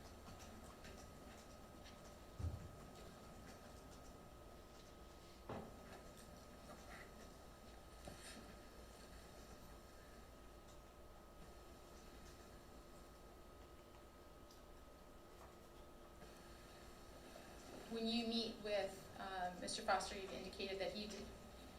How do you find out that he vomited after the shooting? It's in the detective's summary of their interview. So you don't ask him why he vomited initially when you're meeting with him, Yeah, correct? I think I missed it. So. Did you review Dr. Stinson's sanity evaluation? Yes. And in Dr. Stinson's evaluation, he says he puked because he was stressed out. He came home, he puked, and he was stressed out. Is that right? I can't recall. Do you recall what his statements to you were about what happened after the shooting? About why he vomited? Well, did he even tell you that? Didn't he tell you that he blanked out? He doesn't remember? Well, he did say that he wasn't able to remember, yes, and then when I asked him why he And when you vomited. prompted him? Yeah, yeah.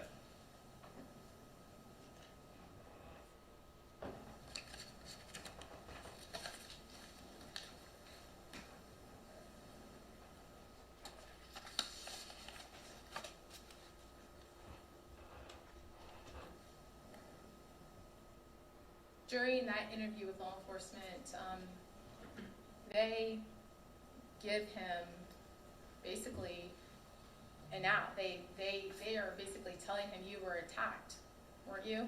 Do you recall that conversation about asking him if he was attacked at work? You were attacked. Do you remember those conversations in that interview? Vaguely. And him denying, him saying, I'm all right? Mm-hmm. I do remember that. He had an opportunity to tell law enforcement that they were conspiring against him, didn't he? He did. During that just piece that we watched and throughout that interview, Mr. Foster doesn't appear to be scared of law enforcement in that interview. Would you agree with that? No. He You does, think- he doesn't appear to be You think he looks scared. scared? No, I agree, he does not appear to be scared. Thank you. In fact, gets animated during that interview, correct? He And does. kind of hits that table. That's right. Doesn't appear to be fearful at all during that interview. No. In fact, during that interview, he basically says he's smarter than everybody else, doesn't he? I don't know if he used those exact words, but he definitely indicated that he was smarter. intelligent and conveyed that he had advanced knowledge of things. If the video shows that he said I'm smarter than everyone, would you agree with that? Yes. Okay.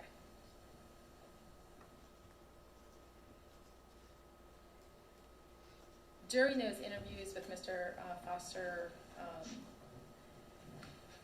in the, 18 months basically of your contact with him, give or take, right? He talks about how he believed his coworkers were conspiring against him, right? Yeah. He thought people wanted to kill him, right? That's right. Throughout all those interviews with him, he does not ever report to you seeing his coworkers with weapons, correct? No. He doesn't ever report to his coworkers coming at him in any kind of aggressive manner, correct? Well, no, not at work, but he said things like that. Happened in 2013, Yeah, right? yeah, Okay. that's I'm right. talking about his during that period of time where he believed that they were wanting to kill him, correct? That's right, no. Okay, so there's none of that, right? He doesn't report anybody ever hit him, attacked him, they never had any weapons, never came at him in any way, shape, or form. No. No visual hallucinations of anybody with weapons. No. And you indicate he had some auditory hallucinations, but no command hallucinations, That's correct. correct?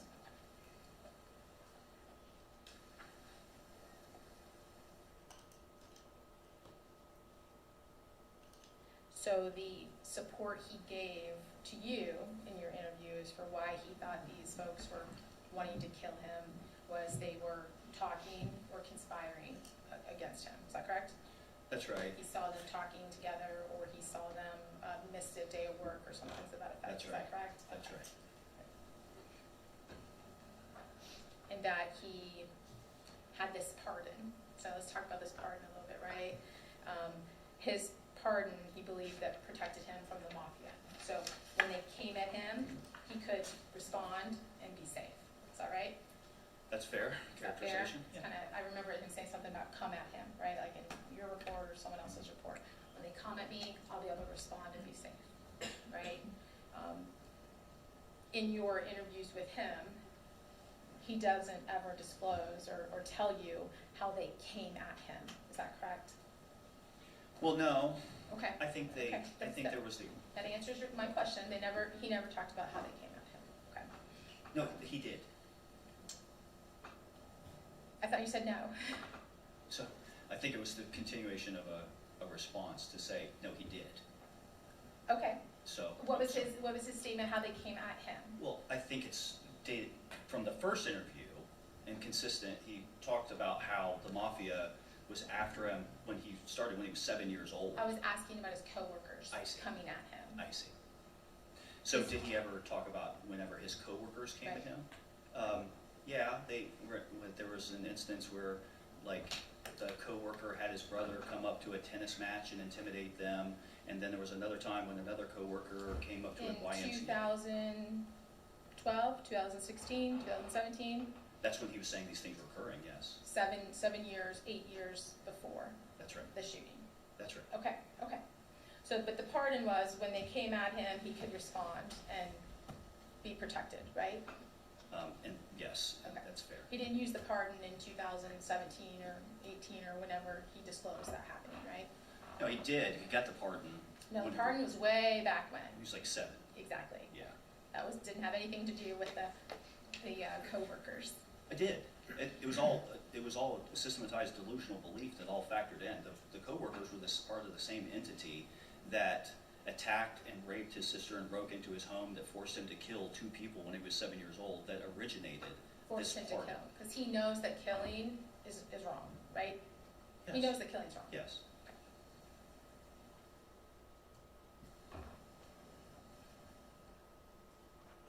Even in his delusion, he knew killing was wrong.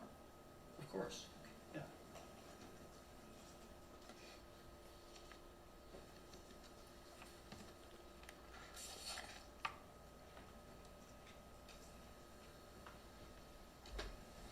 You recall during that police interview that he stated to law enforcement his biggest problem was his finances, correct? Okay. Yes. Do you recall that? Yes, vaguely. And no one was friendly at work to him. Yes.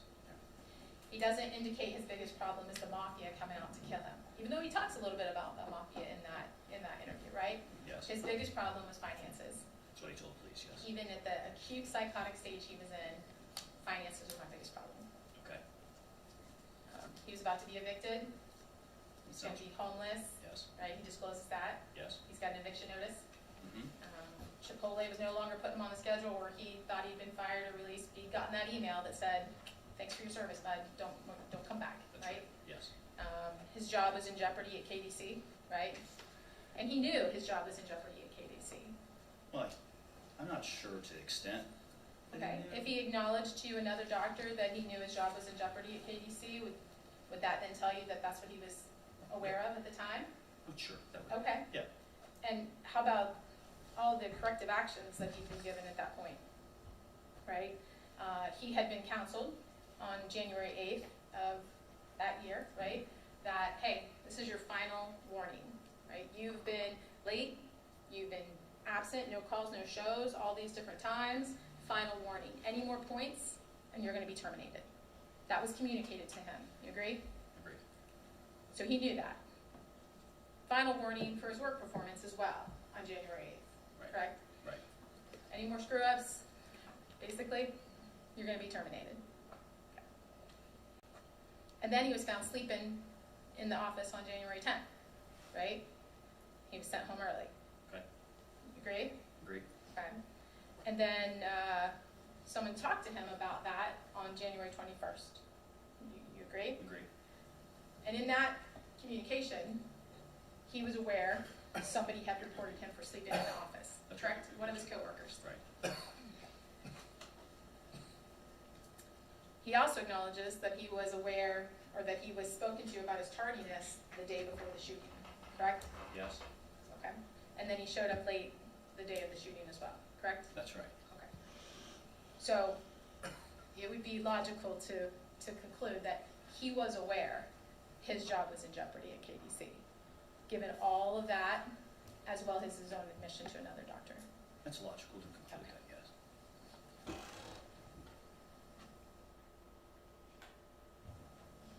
He made some other statements, like he wasn't supported at work, right? Mm-hmm. How he hadn't gotten a locker, I believe, and he felt very disrespected. That's right. That was in the law enforcement interview. Right. Do you recall that? Yes. So in your report, you indicate as one of the supports for his not knowing the wrongfulness that the acts were objectively random. Can you explain for me what that means?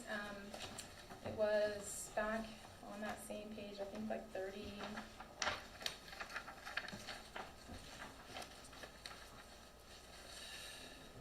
Number 2 on page 34. Yeah. As him not knowing the wrongfulness. The acts themselves were objectively random and completely unprovoked. So I get that completely unprovoked. What do you mean by objectively Really random? random, meaning that there, outside of his viewpoint, there was no reason for him to shoot and kill or try to kill employees. That would, to me, the fact pattern was this was random. Everybody that was interviewed described this as coming out of nowhere, and they knew that he wasn't a great employee, but there wasn't any indication that he was at risk of being imminently fired. So wait a minute. We just agreed that he knew his job was in jeopardy. If he got another point, he was going to be fired. Yeah, he also told detectives that he thought that they Just a thought he was minute. a That was good employee. my question was this, right? We just went through that and said yes, he was aware he was going to be fired. Yeah, that's right. Correct? That's Or right. his job was in jeopardy. I'll call it that. And he didn't randomly select his targets, right? The people he shot were not randomly selected, correct? No. Okay, they- they were folks that he worked with, they were folks in the QA division that he was in, correct? They were folks that were having to pick up the slack when he was calling off and not coming into work, right? Yes, They were folks that had to do his job because he was kind of slow at it, right? yes, They were the folks that narked on him for sleeping in the office, right? yes. So those weren't randomly selected people, right? I'm not talking about his delusion, I understand in his delusion, I understand his delusion, but these people were selected, right? Yes. That's who they were, Yes, his coworkers that's right, that he worked with on a daily basis. that's right. And then the line lead and the supervisor of second shift, those were the folks that he also worked with on a daily basis, right? That's right. Those were the folks that put up on the board QA's dropping the ball, right? They're the ones that told him he needed to hurry up, he was holding up the line, right? Sure.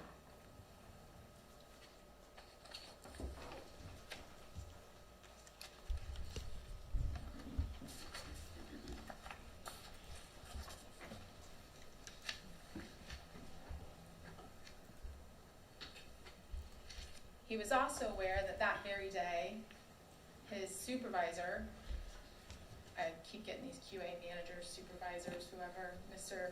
Vignesh, was in their staff meeting that day at the beginning of the shift, or just after the beginning of the shift, and he announced that there was a vacancy in the QA department, correct? And Mr. Foster was aware of that. I think so, yes.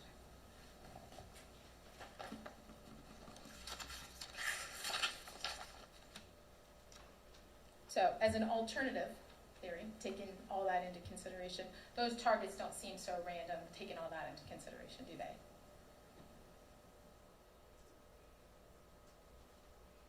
In consideration of what you've. Right, everything we just kind of talked In about. consideration of that, yes, it seems less random, yeah, given Thank that you. what you just said.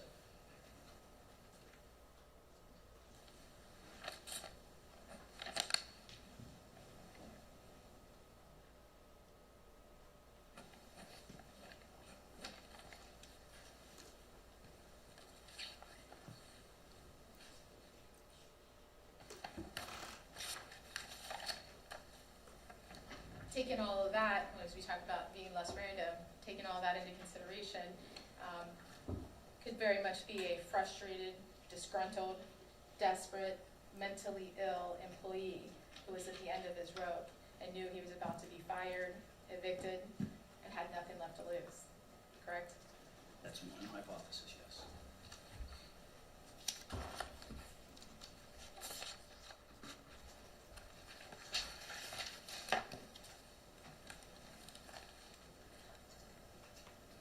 It's hard to tell from your report what dates the defendant made the statements to you that you have in your report, right?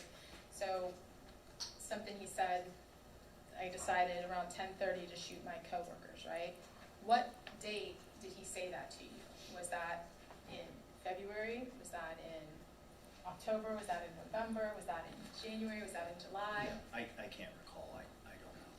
So you kind of mush all those 5 interviews together into, here's all his statements, right? Yes, Throughout your interviews. So it's hard to tell, because it appears when you start to look at this from initially the first police interview, to then your meeting on the 5th, to then as it goes on down the line, that the delusions or the conspiracies continue to expand. They continue to encompass more people to explain his actions. Would you agree?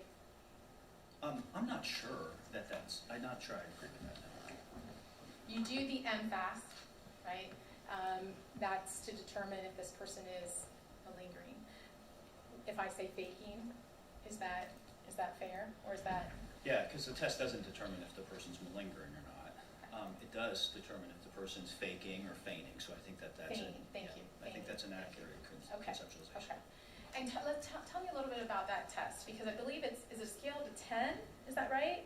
Or what's the, help me out. No, I don't know what the total score of it is, maybe 25 items, Okay. and a score of 6 or higher on this particular test is the cut score, or the score that you would use as the threshold for indicating that the person is feigning, or indications of feigned Okay. serious mental illness. Okay. So when you did the test, was that in January of 26, I believe, during that Yeah. January visit, I believe. Yeah. You found that he had a score of 2. Is that right? That's right. Okay. And forgive me, I cannot exactly remember, but it was extreme symptomatology. Can you explain what that is? Yeah, so the MFAST is designed to inquire into symptomatology that would be considered extreme. So it's parceled out into different metrics or into different indices, and so extreme symptomatology would be like somebody endorsing something that we would consider in our field, given what we know about the research. That would be like an extreme symptom, something that we would consider extreme. It's not amongst the norm, not typical. Not typical of a delusion or not typical of a mental illness? Of serious mental. So it's for serious mental illness. So we're talking about things like hallucinations and delusions. So he scored a 1 on that. So does that mean there was an indicator of maybe some exaggerated type of symptom there? So yes, he did score a 1 there, though when you look at the indices for that, that 1 is not judged to be significant. So Right. I'm just kind of trying to understand how he scored on that. yeah. So no, he did score. He did. There was a 1 that was noted there. So he did score a 1 on that. But that doesn't rise to the level of being significant according to that indice or towards the total score. Or toward feigning, right? That's Because right. everybody agrees Mr. Foster is severely mentally diseased or has a severe mental disease or That's right. defect, right? That's right. So this just tells, is this person feigning their symptoms, right? Or feigning their disease or defect? Well, to be fair, the MFAS is designed as more of a screening measure. So screening for feigned mental illness. Okay. So the purpose of the test is to help to indicate if there are signs or indicators of feigned mental illness. It's designed to be paired with a more robust assessment in the event that there are indications that they've reached that cut score of 6 or higher on the test. But So you've already- it's a screening measure, so Right. it's not intended to be a standalone measure on its own. But you've already met with him February, October, November. You've already determined this guy is delusional and he's got some mental illness, Yeah, right? that's what I was So doing. what's the purpose of doing this test? Ruling it out to make sure I'm not missing anything. I'd like to be thorough to make sure I'm not missing anything. Okay. And this rare combinations, help me out with that. He scored a 1 on that. Yeah. So again, this score does not rise to the level of being significant with respect to that particular indice, the rare combinations. Rare combinations would be referred to as like symptoms that we don't observe commonly occurring together in instances of genuine mental illness. And in this situation, he scored a 1. Do you know what that would be that he was showing a combination together that would not be? No, I'd have to look at the test.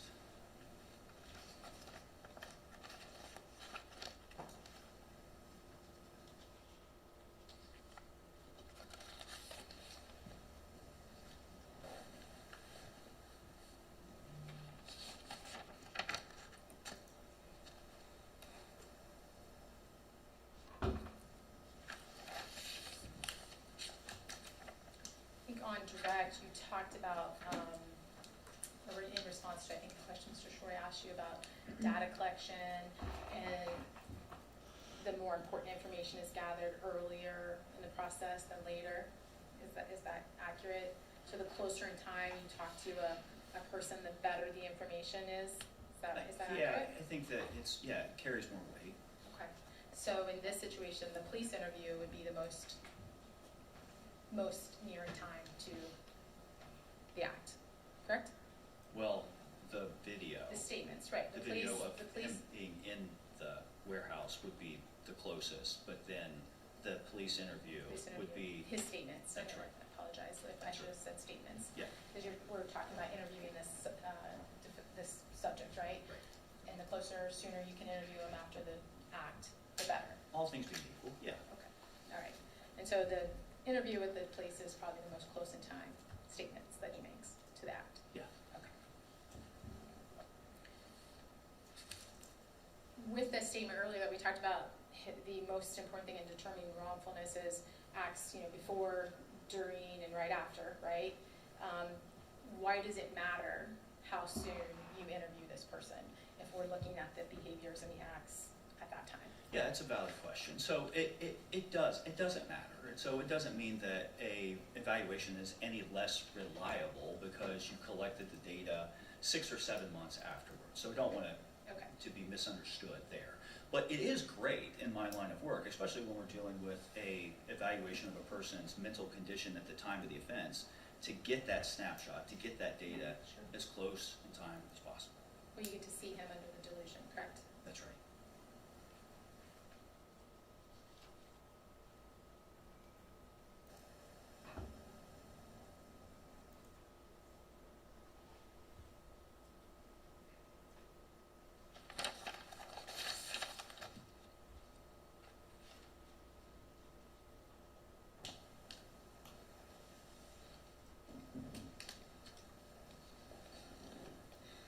So there's a lot of talk during that police interview by the defendant about talking to the judge, about an indictment, about a no contest plea, these kind of legal terms, correct? Right? Yes. That would, do you agree that that would indicate an awareness that what he did was going to have some legal, criminal consequences? I'm not asking, that indicates that he knew that. I'm not saying that he didn't think he was justified, but that indicates that he knew he was going to have some sort of criminal consequence. There were going to be some type of ramifications, yes, of course. Yeah.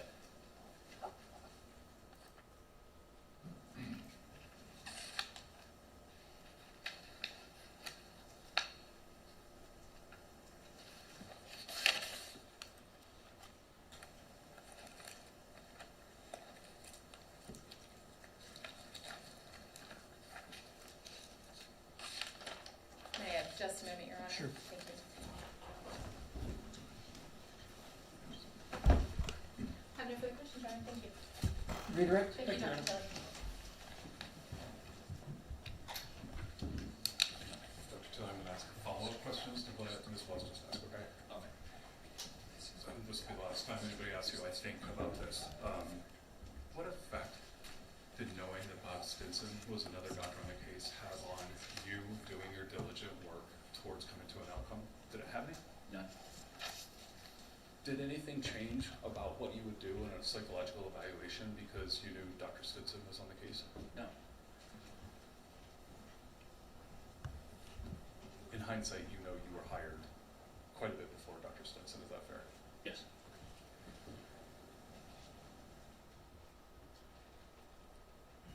I want to see if you can help explain schizophrenia just a little bit, and the delusions and things that we've talked about.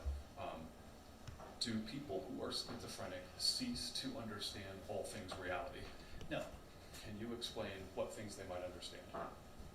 Well, there's any number of things that they can still understand. So while they are separated from reality in one standpoint, meaning like they're laboring from these delusions or they're hearing these voices that they think are real, they still don't cease to adequately perceive reality in other areas. So it's not like that they don't understand that there are laws and that things are, we have money and economies and work and normal social interactions and all these other things that normal people do on a regular basis. So simply because you're schizophrenic doesn't mean that you're impaired across the board. It doesn't mean you're completely impaired in all areas of your functioning. You're just substantially impaired in certain areas of your functioning. Okay, and I want to use an example I heard. If you were at a mental hospital and everybody there is extremely sick, how do they eat food? Right. So I've worked on psychiatric units. I've been on psychiatric units a lot, and some of the individuals that are very, very sick, just like Mr. Foster was. And nobody, to my knowledge, has ever forgotten how to eat. They know where to go to get their trays when it comes time for for lunchtime or dinner time. They know when it's time to go on a fresh air break. They know to where to line up. They know how to put on their clothes. They know to where to go to get their meds when it's med pass time. So these people are all objectively very ill, but yet they don't lose their capacity to these other things that allow them to kind of function in their world. Is it fair to describe that kind of concept of reality as a reality that we share with them? Yes, Okay, we might go to the same place at the same time and get food if we work there. that's correct. Okay. Then can you describe how schizophrenia or a delusional framework is sort of overlaid or interplays with our reality? People who are not mentally ill. So, meaning how do, Let me give you an example that we were using when it came to food. yeah, If we all knew that there was food and where to go and how to eat, a seriously mentally ill person may understand that also. yes, If I suddenly endorsed a belief that the pudding was not to be eaten because it had been poisoned with drugs or something, it's not that there's not pudding, but I have a different belief about it. When I'm listening to descriptions of mental illness, I'm hearing those sort of anecdotal things. Can you help us understand how the schizophrenic or a delusional mind might overlay their beliefs onto the reality that we share? yes. So it starts to filter everything that they're perceiving. So like a serious mental illness, like a delusional belief system, the things that the person is perceiving is kind of filtered in through that delusional belief system. And so as a result, they might have a much different approach, a reaction, or perception of that reality because of that kind of psychosis filter through which everything is coming. Okay. When you have a systematized series of delusions, can you tell me, maybe you've already explained it, but can you explain what a systematized series of delusions is? Yes, systematized is whenever the delusional beliefs have kind of integrated themselves or interconnected in multiple facets of the person's world. Did you see evidence of a systematized series of beliefs back in 2022 when Mr. Foster came across Columbus police officers? I'm not sure that I did. He was delusional about, from what I recall, he's delusional about his mother and then a cousin. So it was constrained, I think, to the family members at that point. Had those delusions changed when you began interviewing him? Yeah, I think that because at this point now they've now grown to now start to incorporate not only family members but also now coworkers and the mafia, and then what happens is that those the mother and the father, those have now become incorporated into that because he's thinking that they might be affiliated with the mafia. So everything starts to kind of revolve around this delusional belief that there's this mafia enterprise and all these other things, these perhaps like completely benign things have very personal significance and help to highlight the fact that he's being targeted. Then let me talk about what Ms. Wells asked you about. If you're being asked something by police, an objectively logical person may look at that as an important event where they need to be engaged with the police. Is that fair to say? Sure. Okay. A person who's delusional and schizophrenic may understand that as well. Is that fair to say? Sure. Okay. Then explain how they may misunderstand what an interview like that is.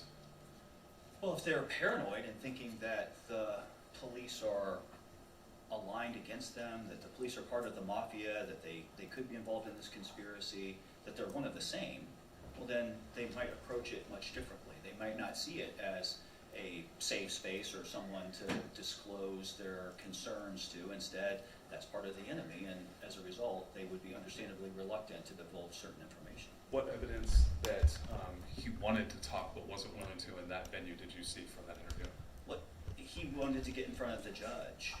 He advised that he would disclose certain events to his lawyer or to a judge. And my impression was from that video, he was very eager to get in front of a judge and to explain what had happened.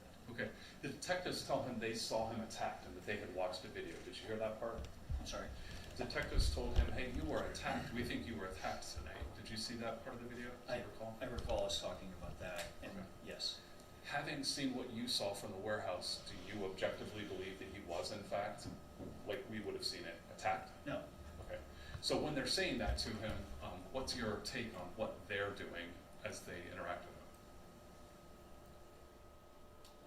My take was that they were trying to get him to discuss why he did what he did. They were trying to get some understanding, some explanation from him as to why it is that he did that. Okay. And they disclosed to him that there are videos all over the place, right? Yes, Okay. From what you saw, he seemed to be aware there was video all over that warehouse. Is that fair? that's right. Okay.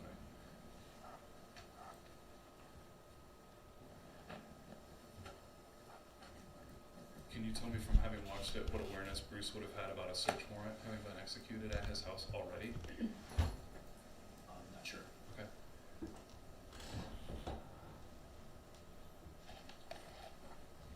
We talked about the concept of evading law enforcement and. I'm sorry. Was I aware that the search warrant had been, Did you hear them talking to him on the video about a search warrant having already been executed? yeah, I can't recall. Okay, I can't. that's fine. We talked about evading law enforcement. You said you didn't feel that Bruce was trying to evade law enforcement in a traditional sense. Can you elaborate on what you meant? Yeah, so in a traditional sense, it's, hey, there's a crime been committed, I've committed the crime, I'm the perpetrator, and I need to get out of there because I don't want the cops to put me at the crime scene and catch me soon after the act. I gotta get out of here because I've just done something wrong and I don't want the good guys to catch me. That wasn't my sense of this. My sense wasn't that he was. But he did leave, right? He did. So leaving a scene of the crime is just a possible indicator that you knew what you did was wrong. Okay. It's not. It's a good hypothetical working theory though, right? That's right. Okay. How do you get to a different conclusion then? So for a couple of ways, you foremost, you ask the person, so why did you leave? Why did you not stick around and explain to the police that you had to kill the guys because they were going to kill you? And his explanation made sense in light of his delusional belief system, was just that the police were part of the mafia, that this was all a conspiracy, he couldn't trust them, and he wanted to vacate the area, not because he felt he did something wrong and he needed to get away from police, he just needed to get out of the area because his life was potentially still in danger. Okay. And that's sort of the delusional framework overlaid into our reality. Is that fair? That's fair. Okay. You ask him about throwing up. He says that he threw up when he got home. Can you explain what that meant to you? Yeah, it meant that he was having a physical reaction to a situation in which he felt like his life was in danger, and he just felt compelled to act and take the lives of others that he didn't really want to have to. Okay. Is a physical reaction indicative of right versus wrong, or knowledge versus a lack of knowledge? No. Okay. Have you ever worked with people who have done something like kill somebody, like say a police officer or a military person who had a similar reaction? Sure.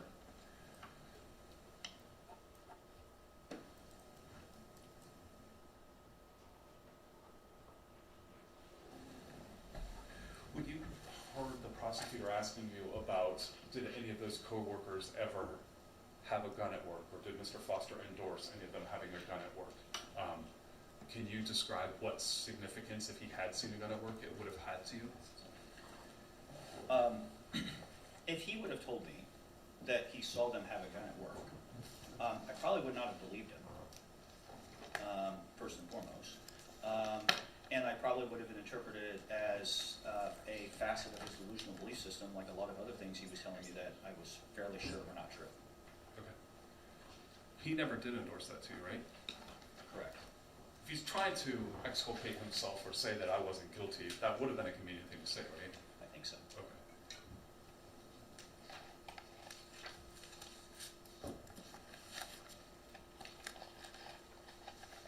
When he talks about some of his coworkers, can you describe the things about them you know to be true versus what he endorsed about them and the discrepancies between the two? What do you know that he knew of his coworkers? Did you feel that he knew all of their names? No? Do you think he would have been able to list them off as people that he had targeted? No, but not by name.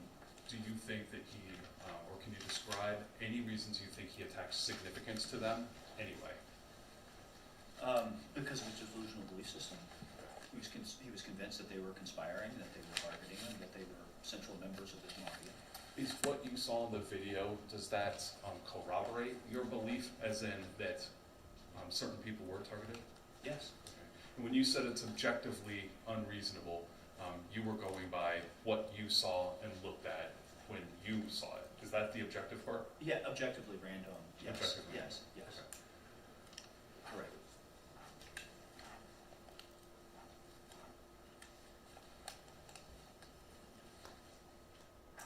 You were asked about Mr. Foster understanding it's wrong to kill. Can you elaborate on what you meant when you said, yes, of course he knows it's wrong to kill? Yeah, he didn't lose contact with reality, and knowing that killing people without justification is a fine thing. So he knows that killing in general was wrong. So he was never detached from reality in that respect, that it's totally fine to take the life of another person. Okay, then in this case, why would it have been different? Well, in this case, it's because he felt completely justified because of his delusional belief system, because of his severe mental disease or defect, that he felt his life was at imminent harm, that these people were going to kill him, and that he was pushed into a metaphorical corner in which it was either a do or die situation. Either he had to get them before they got him. And so, in this instance, he felt justified in his actions because he delusionally believed that they were going to kill him if he didn't take action. And that doesn't mean he was okay with it, it meant he felt he had to. I don't think so. I don't know, not at all. I think that he was very conflicted over that. I think that he did not want to have to act in that way. I think that was the reason why he was distraught afterwards, because he was put in a position, a no-win position, in which he had to take the life of two other people, in order to save his own life. Judge, I don't have any further questions. Thank you. Recross. Your Honor, just a couple more doctors while I get out of here. Okay, let's go back to this justification, right? Like, he knew killing people was wrong, but he thought he was justified, right? Yes. In his delusion, right? That is no different than somebody without a delusion killing someone and thinking they're justified and being wrong about it, correct? They know what they're doing, they know killing's wrong, they just feel justified in it. They think they have the law on their side, so Sure. to speak, right? Okay. He thinks he's got a pardon on his side, right?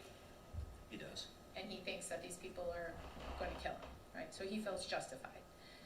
If this were a non-delusional person who shot an unarmed person and then chased another fleeing person and shot them in the back, Yeah. that would not be self-defense, right? That would not be justified. No. Okay.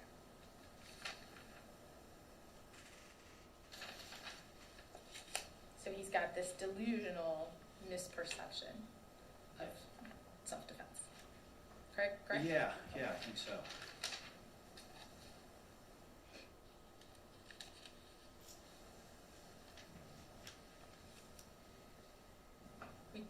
You were asked about him wanting to talk to the judge, and get before the judge to tell him his story, but that was so he could get his pardon, right?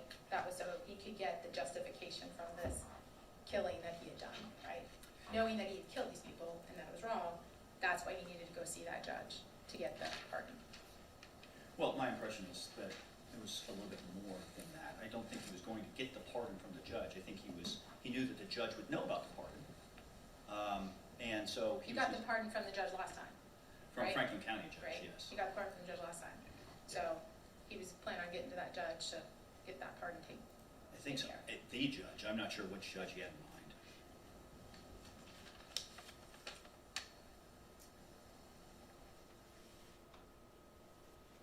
He's made multiple statements that he left KDC because he had been doing something dangerous there, right? He said that to another doctor, right?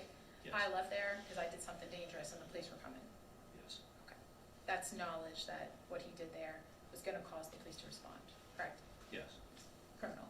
Okay. Was that a yes? I'm sorry, you nodded your head. Yeah, no, I kind of shook my head because Okay. I'm not sure I would. You're not sure you agree with that? I don't know the definition of criminal. I mean, I do agree that he thought that the shooting was going to have a police presence, that they would come. why he left. I don't think it's because he thought, well, I've done something criminal, because I don't think he did anything criminal. We talked about him knowing that killing people is wrong, right? That's correct. Okay, all right. But he had justification, so that didn't make it wrong anymore, right? No, not in those instances, no.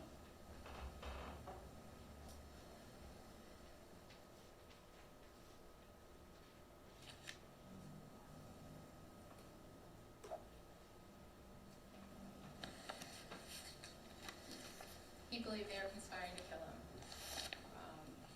He waited to the end of his shift when he knew all of the QA inspectors would be back at that QA room, right? Yes, He also knew guns were not permitted in the warehouse, right? right. Hence why he concealed it in his backpack, changed his clothes, and then concealed it in his pocket, correct? Because he knew if someone saw him with a gun, that would probably not be able to do what he was setting out Yes. to do, correct? Yes.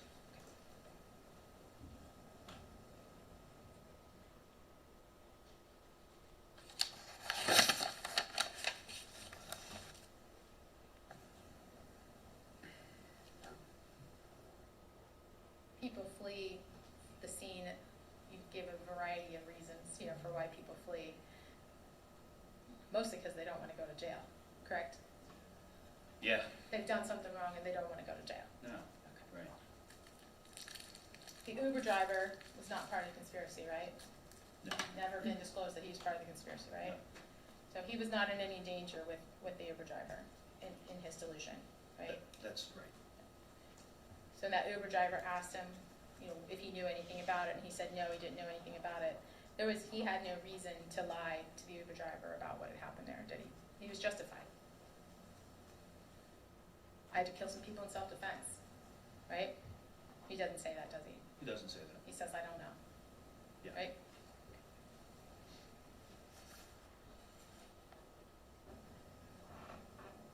Thank you.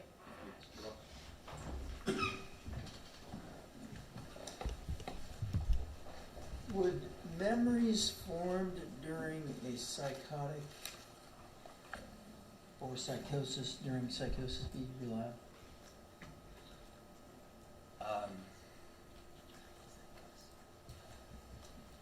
They could be. So simply because they were formed during a psychosis doesn't mean they're not going to be reliable, but it would be highly suspect. Okay. Would it be, might a person have different memories or interpret them differently after they're no longer psychotic? Of course, Would you expect that to be unusual? no.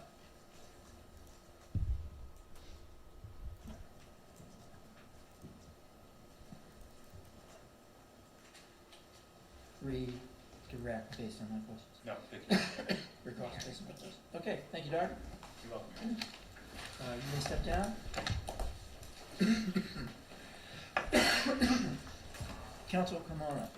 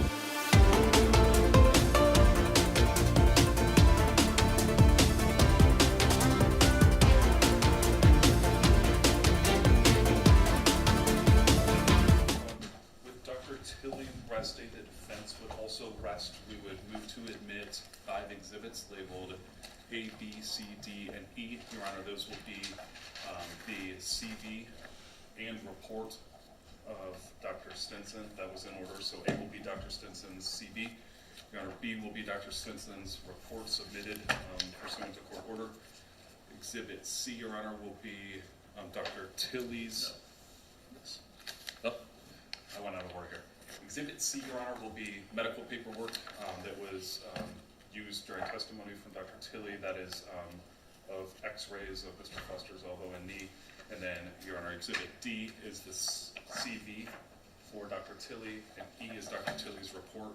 I believe those are without objection, and if so, upon submission of these exhibits, the defense would rest. Any objection to defendants A through E? No objection. I just wanted to note for the record, the stipulations, I think, labeled them a little differently. Because I think you put Tilley's as A, his report, and then Stinson's report as B. Yeah, I just wanted to note for the record that stipulations. All right, well, They'll be out of order with the stipulations. They are all included. they're labeled that way, the way you just identified? The way I just said it, not Okay. the way they are in the stipulations. A through E are admitted, defendants A through E are admitted without objection. Your Honor, with that, the defense would rest and renew the Rule 29 motion. Care to argue the motion? No, Your Honor. All right, Rule 29 motion is overruled. Your Honor, may I approach with the exhibits for the Sure. court?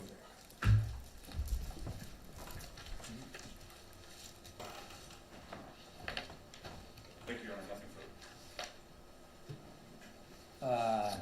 All right, so defense rest. All right, why don't we resume in an hour, 12:30 or so, and be ready with state your vote. Thank you. All right, okay, thank you. All rise. There's no recess.